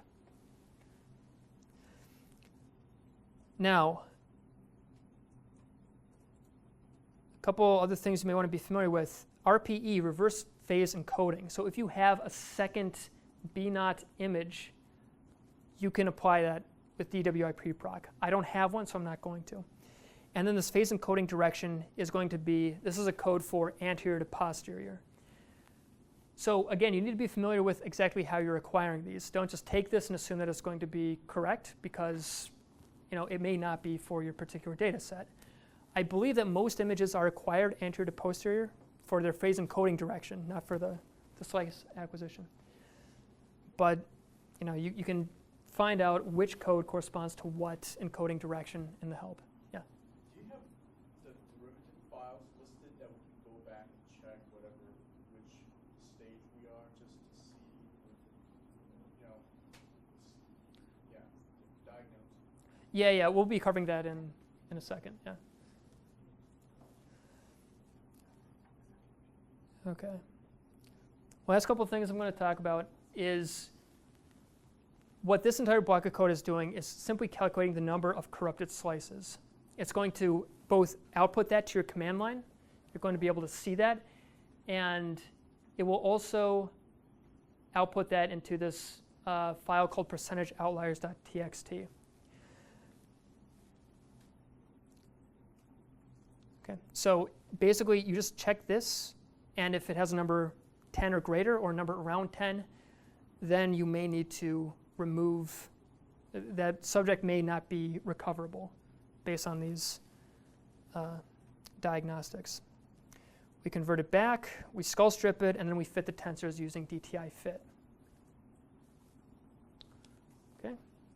So in a nutshell, we denoise it, we check for corrupted slices, we fix those corrupted slices, and then we feed all of that preprocessed data into DTI fit.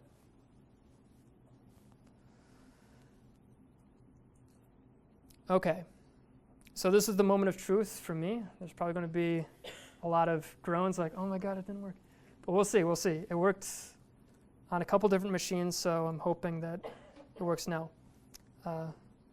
Just make sure I'm in this data directory. Okay. So here is what it's going to look like when you run this preparatory script. Again, you can run all if you want to. We're not going to get through the whole thing today, so I'm just going to start with this prep DTI. And to be honest, it's not even going to finish that, but we're going to see when it gets up to DWI proc, so you can see what kind of a normal output looks like. So are we all at that level? Okay. Because I use the force command, you're going to get warnings that say output files are going to be overwritten, whether or not they exist. It converts it to Nifty format. It then starts doing the denoising using one of their principal component analysis algorithms.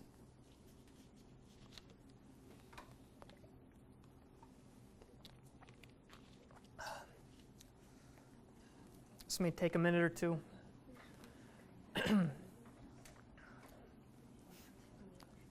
You can talk amongst yourselves. I have nothing to say until until this thing completes, so please.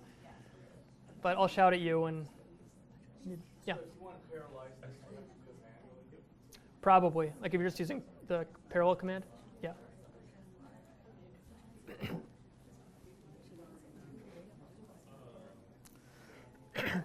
Yeah, I didn't see a parallel option. So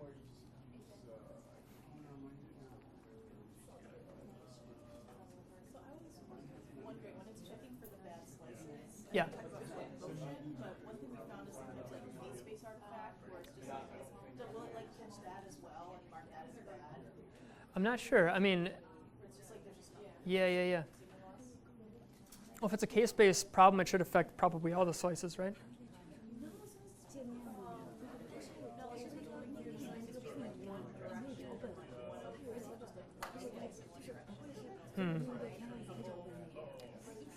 Yeah.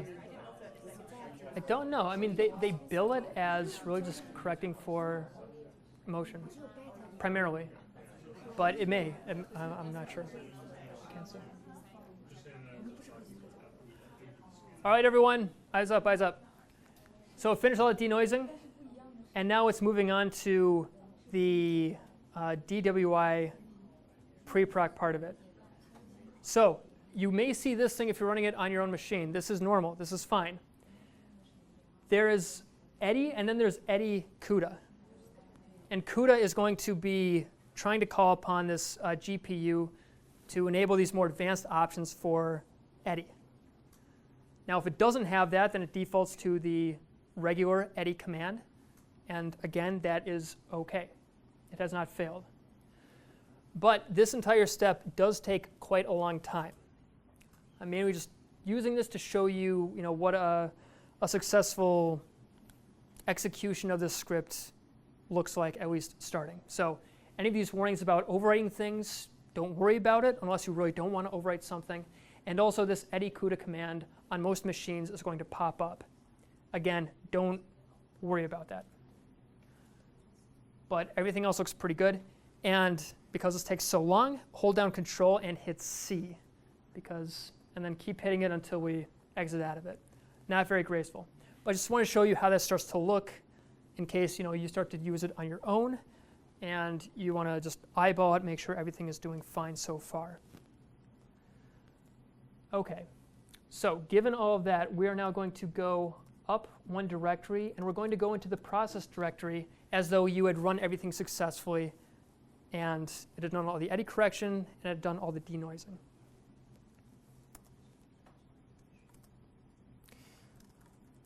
So now notice that within a subject directory, within the DWI directory, we have quite a few files now. So let me just step through a couple of these.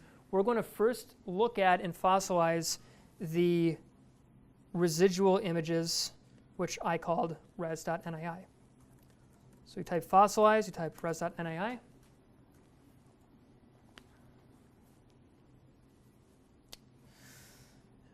And like I showed in the PowerPoint demo, again, it's probably not going to be clear on this screen up here too much, but this was the first BNOD image, and it's going to have some spatial structure insofar as you may be able to outline, say, where the ventricles are.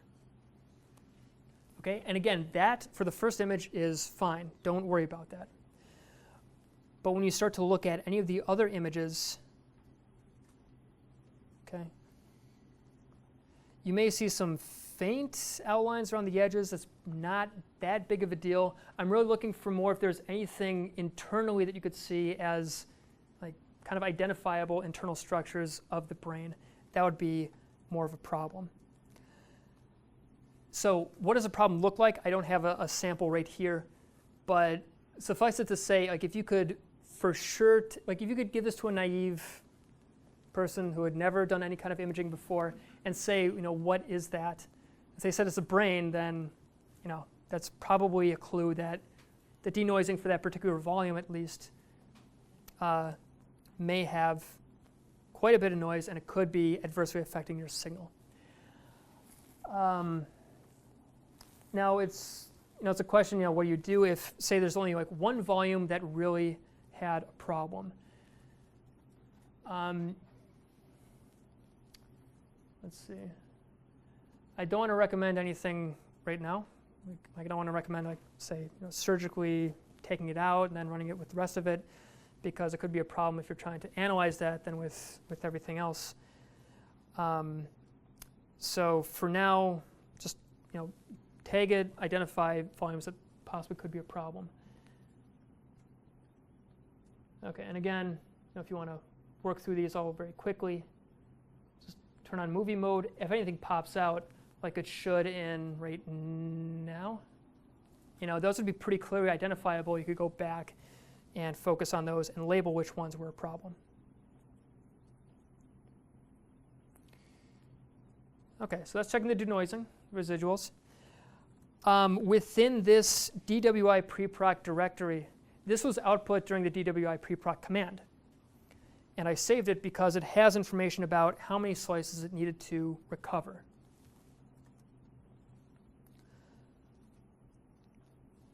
Now, for this particular data set, I didn't upload the percentage outliers file, but I'll tell you what those are extracted from. If you run the script on your own, it will output that particular file. It'll have a single number. But what it's drawing all that from is this file right here, WDI post, with the last name outlier map.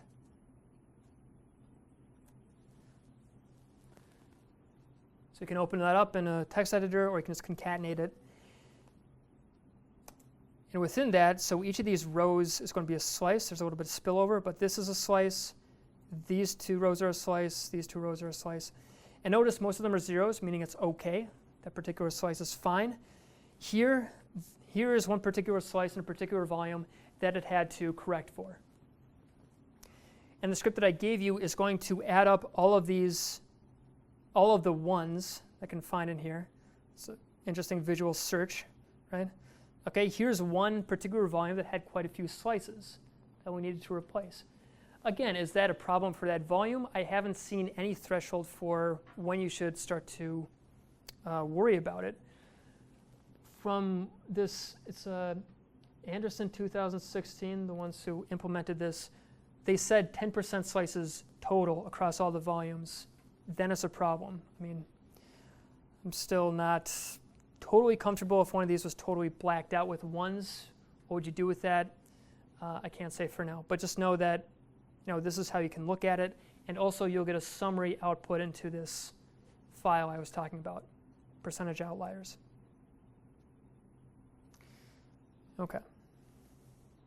Right? So what we've done so far, those are the two main QA checks that I'd like everybody to be familiar with. Is that clear so far? So we've done some basic preprocessing, and then everything after that is the tensor fitting, which we're going to look at in fsleyes. Sound good? Okay. Is this something that could be communicated to the relevant people who need to do this? If they saw this and could, okay. Do it once, and then you don't really need to do it again, That's everything within the DWI preproc directory. Everything else is everything that was processed with TBSS. So everything I showed you so far, that was processed through MRiCroGL. Okay.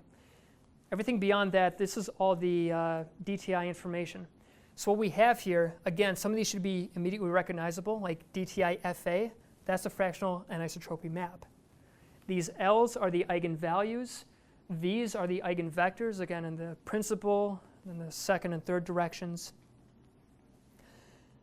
And this, they call it SO, but that is the non-diffusion weighted image. And also mean diffusivity, in case you want to look at that as well, which might be instructive if you want to see if there's any kind of correlation between mean diffusivity and fractional anisotropy. Okay, the main things that I want everyone to look at, first of all, the skull stripping. Usually this isn't going to be a problem. but I want everybody to at least be able to take a quick look to see if there's any issue with it. So notice I gave it two arguments. I gave it the data, and I gave it data underscore bet. This brings up another aspect of fsleyes that you should be familiar with. Anything at the very top of this overlay list is going to completely cover anything below it. But what you can do is change the opacity if you want to see what the outlines are like. Okay, so if I have that all at the very, if I took the opacity slider to the very left, you might see some of the skull from this original image poking through. Or conversely, I could have this opacity at 100%, and if I click on this eye icon, whatever one I click on is going to be deleted from here, but still stored in memory if I want to show it again at some point. So that's another way where you can do a very quick check. The original diffusion data, and then the skull strip data, which removes the skull, scalp, anything that is not brain. So in this case, it did a pretty good job. And the reason I bring this up is if your skull stripping was too aggressive in this data bet image, you would see parts of the brain being removed. Right? Conversely, if it didn't do enough, you would see parts of the skull remain, and that could be a problem. Now I say could be because, for example, right here, maybe some dura, some scalp that remains. Is that a problem? Actually, probably not, because the main thing is we want to, warp this to a standardized space. And if there's too much skull remaining, that could possibly affect that warping process when we're trying to put everything in the same space. So if there's a little bit that remains, that's probably okay. The alternative is you bump up the threshold for skull stripping, and you possibly remove too much, and you start to remove brain. Let's see. Just very quickly, you don't need to do this with me. I'm just going to show you where in the script I set that. Oh, actually, I have it right here. This bet command, okay? This option right here, if you find that it's not doing enough skull stripping, increase it. If it's doing too much, decrease it, usually by factors of 0.1. For most people, this default of 0.2 is fine. If you find that it's not doing a really good job, you can modify it and try to make it the best for that subject as you can. But I'm telling you, for most purposes, that default is probably going to be fine. So we've looked at the skull stripped image, and now we're going to actually look at the tensors and see how well they fit everything. So what you can do is right here, overlay, remove, and then do that again if you want to remove the second one as well. What I'm going to be bringing up is the diffusion weighted data.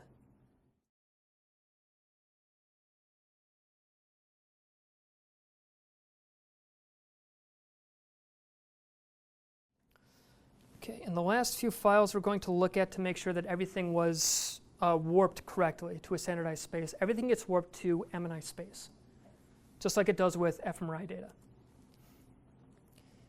And as part of the script, it creates this file called FA files, and then it runs all these different TBSS processing steps.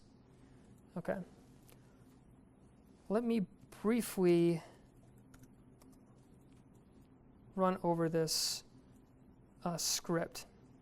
This is all organizational stuff. For you, if you're not doing the same thing I am, where it's like a two sample t-test, two different groups, you can actually you can block out this part of the code right here.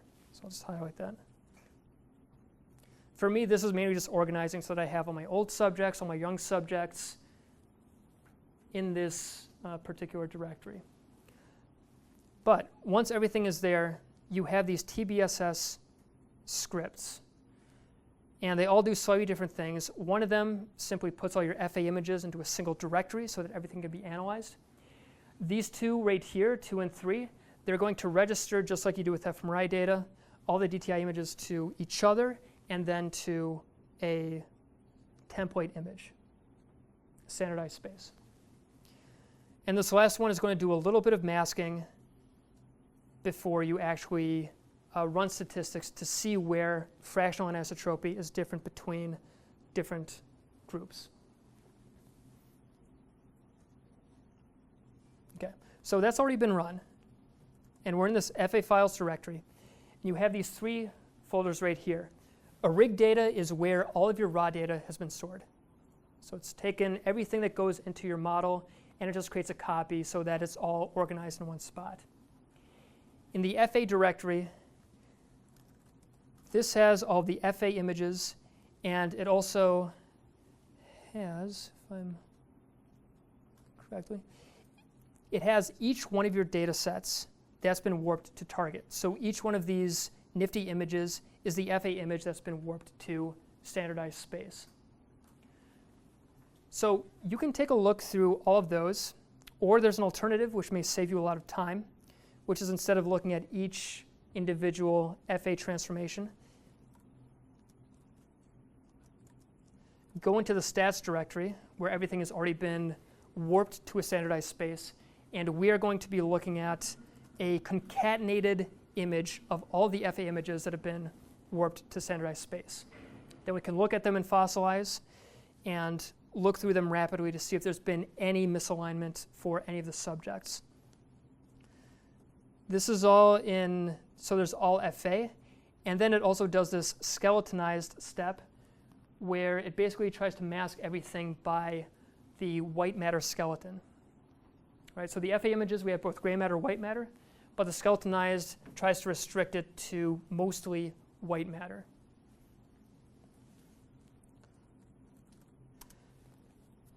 The one I'm going to open up is all FA skeletonized.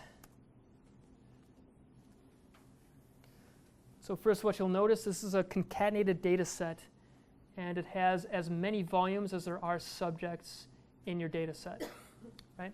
So notice that everything has been mostly fitted to these white matter tracks. And to see that a little bit clearly, how they relate to the template they've been warped to, I'm going to go to File, then Add Standard.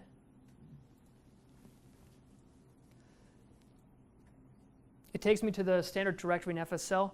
Everything has been warped to fMRI B58 FA. Okay. So open that up. And then again, we can highlight one of these, make this the overlay to make it a little bit cleaner. So notice I just highlighted this, click this button right here to bring it to the very top. And then I'm also going to make it pop out a little bit by making it green and possibly thresholding it a little bit as well. I'm using 0.2. So notice there may be a little bit of some of the white matter is off these major white matter tracks. That's okay. Just make sure that there's not a huge, say, mass that's within the gray matter. Now what I'm going to do again to quickly look through all these, again, movie mode, just to make sure that these main tracks line up. So again, corpus callosum, internal capsule, and these longitudinal directions. If those all look good and nothing is, say, oriented in a weird direction, nothing is way outside the brain, the normalization probably did pretty well.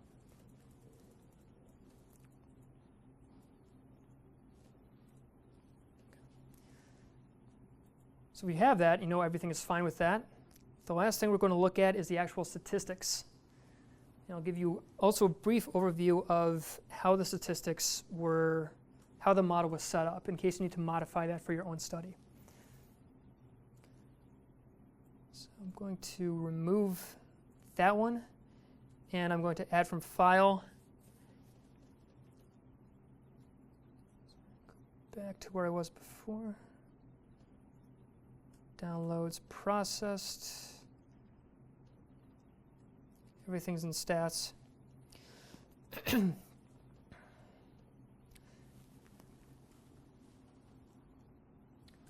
I go over first? All right. Before we get to that, go back to your terminal.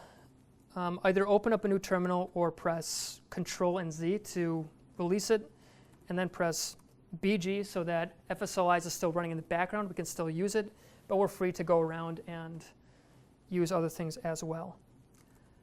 Notice I'm in the stats directory. I want to go back to the script that created all of this. So if I open up that run stats, this is how I created my design matrix, and this is how I ran all the statistics that we're going to be seeing in just a second. There's a shortcut in FSL called design t-test you can run from the command line if you have 2 samples. You just give it this number of people in the first group, the second group, and you give it an output label. In this case, I'm going to call it design. So everything that gets output from that is going to have a design.con, like a contrast vector, and also a design.mat, which is the whole design in matrix form. Randomize is a non-parametric test, so we're not assuming any kind of normality for the distribution of FA values in this case.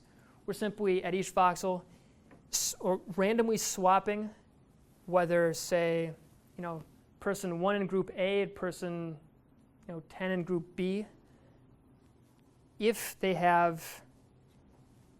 you randomly swap the signs and you build up a distribution over time, is there going to be a significant difference, and at what cutoff? Okay. So all I've done here is I feed this 2-sample t-test design into randomize, and then it is going to test for both the older group greater than the younger group and the younger group greater than the older group.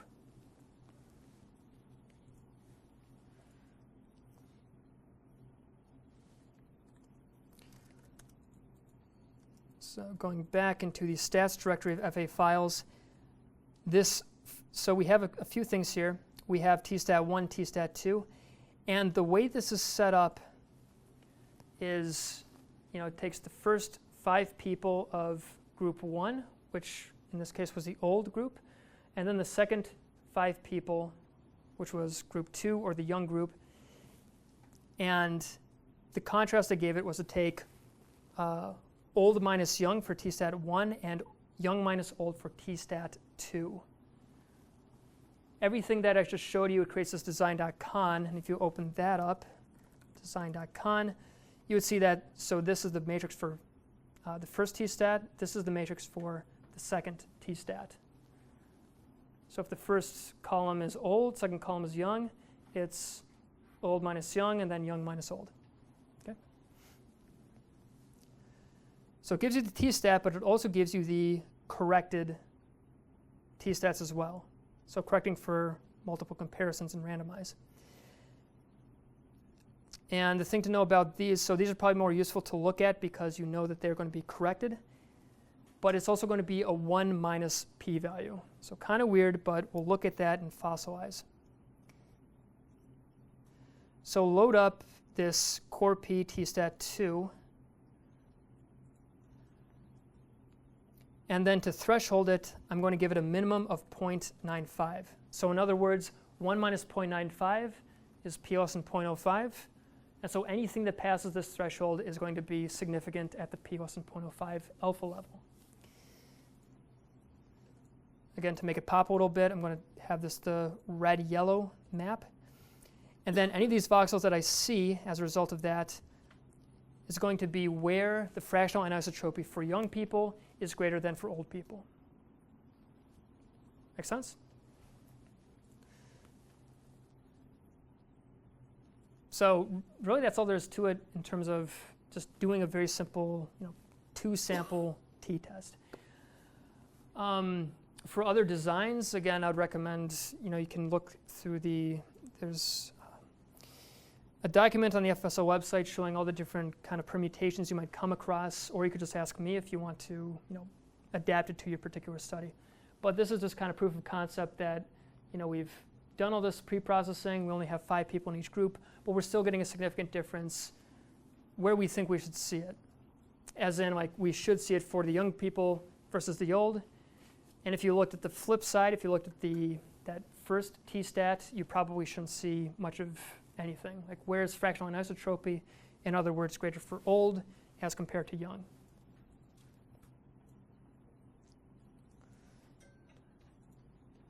Okay. Any questions so far?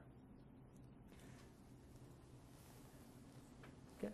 2 sample t-tests, again, that command design _ t-test2, it's very simple to use. You just replace it with the number of people in each group, and then you get the difference between those 2.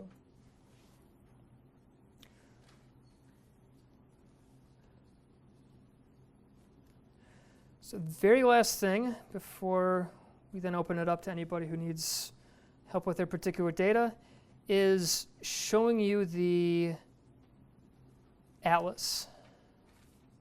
Oops. Okay.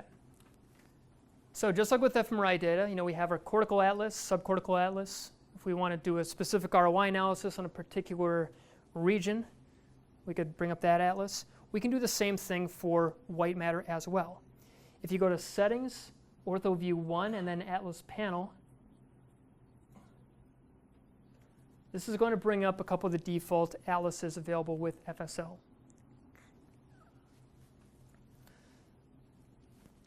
Okay, can everybody see that down here? It's a little small. I'm going to try to increase it.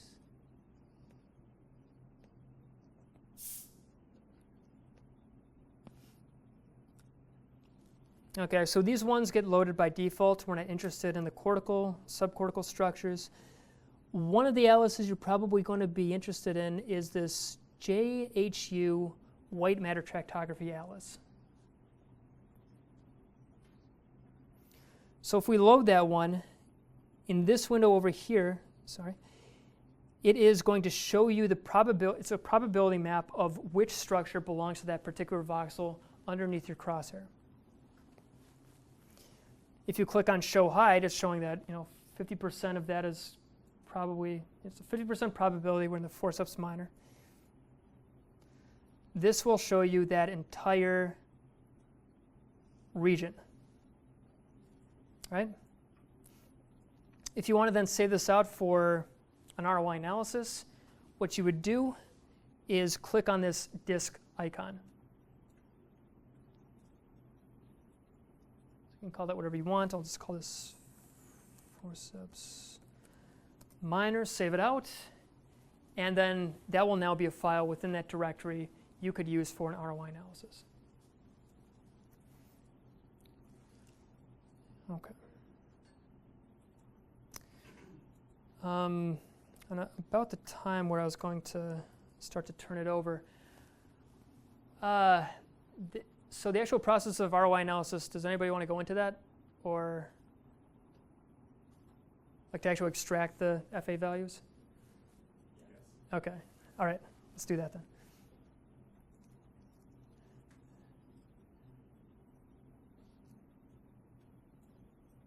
Okay. This was one last slide I had here.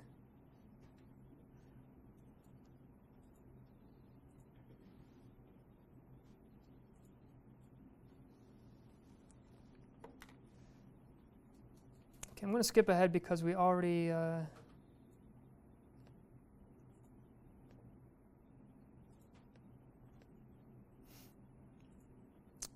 let's stop here for a second.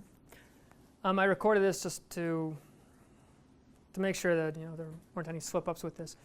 What we're going to use to do this ROI analysis is something called FSL stats. So it's going to take the voxels belonging to that ROI. It's going to average all the FA values across all the voxels within that ROI. Okay, and you'll get 1 line per subject.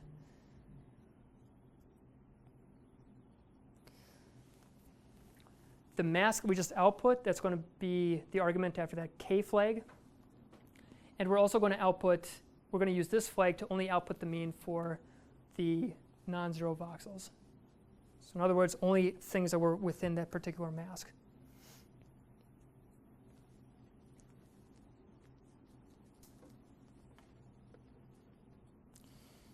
Okay. So to use this, we type FSL stats, and then that all FA skeletonized image, and then give it the mask with the K flag. So in this particular demo, I had another mask called corticospinal tract. Whatever you saved out, whatever you called it, just put that after that K option. And then also give it the M option, capital M, to only average across the non-zero voxels.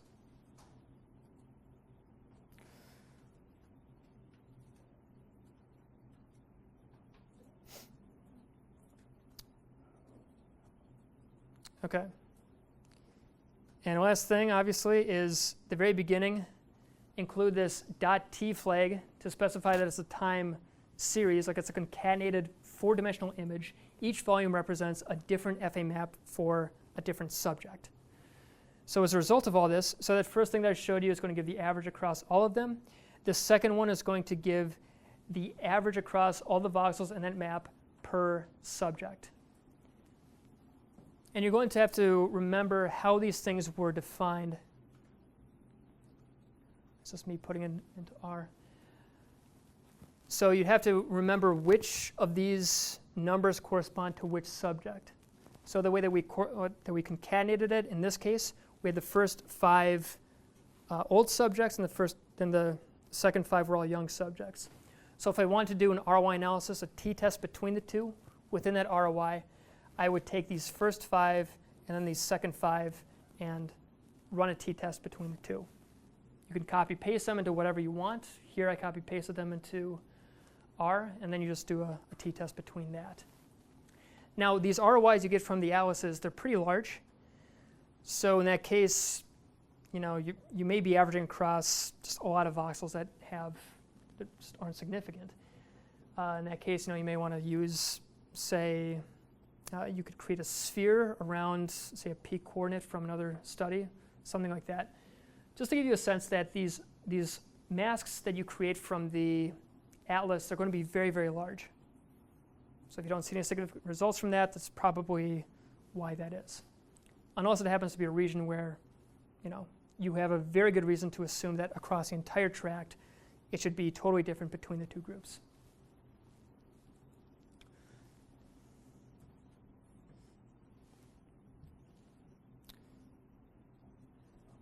That is all I have for today.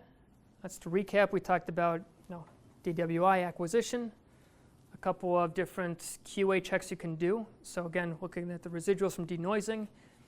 The scripts will also give you just a single number for how many, what percentage of corrupted slices there were.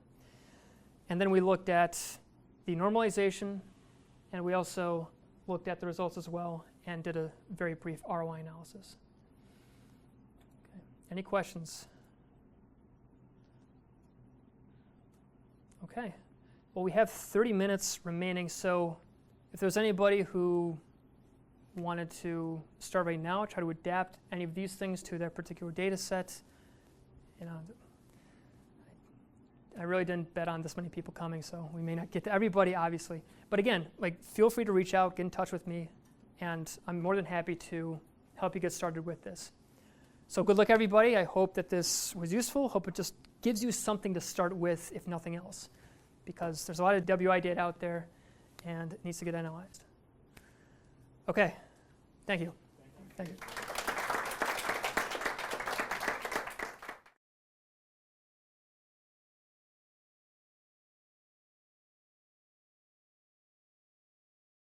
This is a brief overview of a package called MRIcroGL, which allows you to both render results onto brains and also convert DICOM images to nifty files. You can find it by typing in MRIcroGL and click on the first link that comes up. From here, scroll down to the download link and then download the software from NITRC and select the appropriate system that you're going to download for. I already have this downloaded, so I'm not going to download it again. It is located now in my applications folder, and it should be in yours as well. I believe that's the default. And if I open it up, notice that first and foremost, it's used for displaying results onto template brains. But if you go up to Import, Convert DICOM to Nifty, we can convert our raw scanner files to Nifty as well. You have a few different options for how you convert the DICOM files to Nifty. You can output them in compressed gzip format. You can output everything that's going on during the conversion process, and you can create a bits file that contains information in case you want to upload the data to OpenNeuro.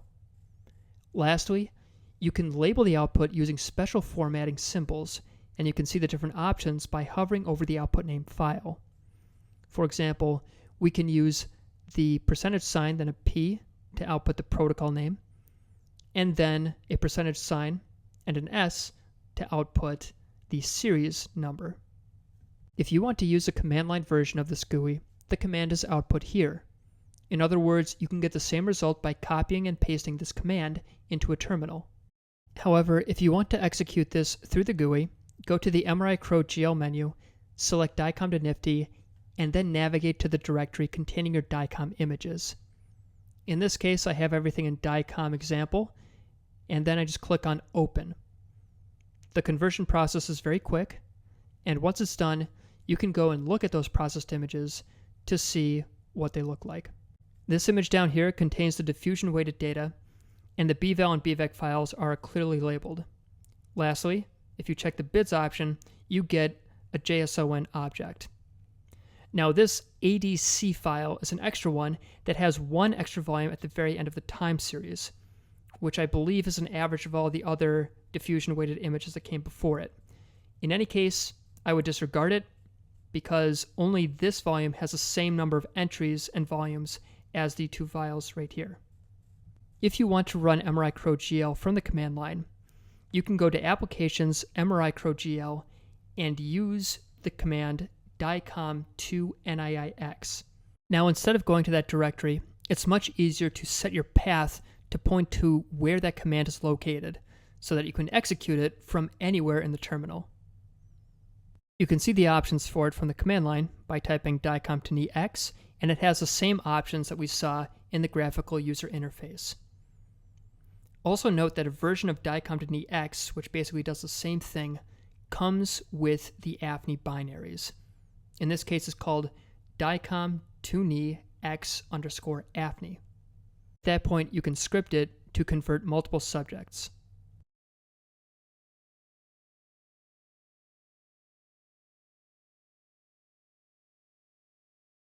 One thing we didn't get to during the workshop yesterday was examining how well the tensors fit to the data. This is an important quality check that you should do for each subject. From fsleyes, click on File, Add from File, and then the subject's DWI directory, select the DTI FA file, and click Open. These FA files don't in themselves tell us where the tensors were fit, so we need to add another overlay by going to File and then DTI V1, which encodes the principal eigenvector or the principal direction of diffusion. Now remember that these tensors are color-coded a specific way. If there's primarily diffusion from left to right, that's going to be encoded in red. A few landmarks you can check are the corpus callosum for diffusion left to right, the internal capsule as being primarily blue or bottom to top diffusion, and the cingulum bundle as green, indicating diffusion from back to front. Now to clean this up a little bit, I'm going to go to Modulate by DTI FA, and then we're going to also increase the contrast and the brightness until you get some pretty good distinction between the different color codings for the different tracts. Again, the corpus callosum primarily red, the internal capsule primarily blue, and the cingulum bundle primarily green. Now if the corpus callosum, which we know should be red, was instead color-coded blue, we would know there was something wrong with the way the vectors were being encoded, and we'd either need to modify the header or even the bvec files. The last thing I want to show you is how these tensors look at a voxel level. So go to File, Add from Directory, and the DWI directory is already selected, so click on Open. Now, we see the tensors at each voxel. If you click on the gear icon, you can increase the tensor size and also the ellipsoid quality to make these a little bit clearer. Once you do that, we can zoom in on each voxel by dragging this zoom slider to increase the size of the brane's voxels. Another way to zoom is by holding down the right-click button and drawing a rectangle around the area you wish to zoom in on. And notice we can see these tensors very clearly, these ellipsoids, which are color-coded a darker blue in the example of the internal capsule when there's greater fractional anisotropy, and a little bit lighter if there's less fractional anisotropy. If you want to reset this zoom, click on this magnifying glass. If you want to mask out the non-white matter areas, such as the ventricles, click on the gear icon, and then select Modulate By, and select DTI FA. This will give you a cleaner picture if, again, you want to look at these individual tensors within each voxel in the white matter tracts. I recommend doing this for each subject, again, to make sure that the tensors were fit correctly, and also to make sure that there's no problems with the way that the gradients were encoded. For example, flipping the color coding of the directions. If that all looks fine, it suggests that the tensors were fit well and everything was encoded correctly.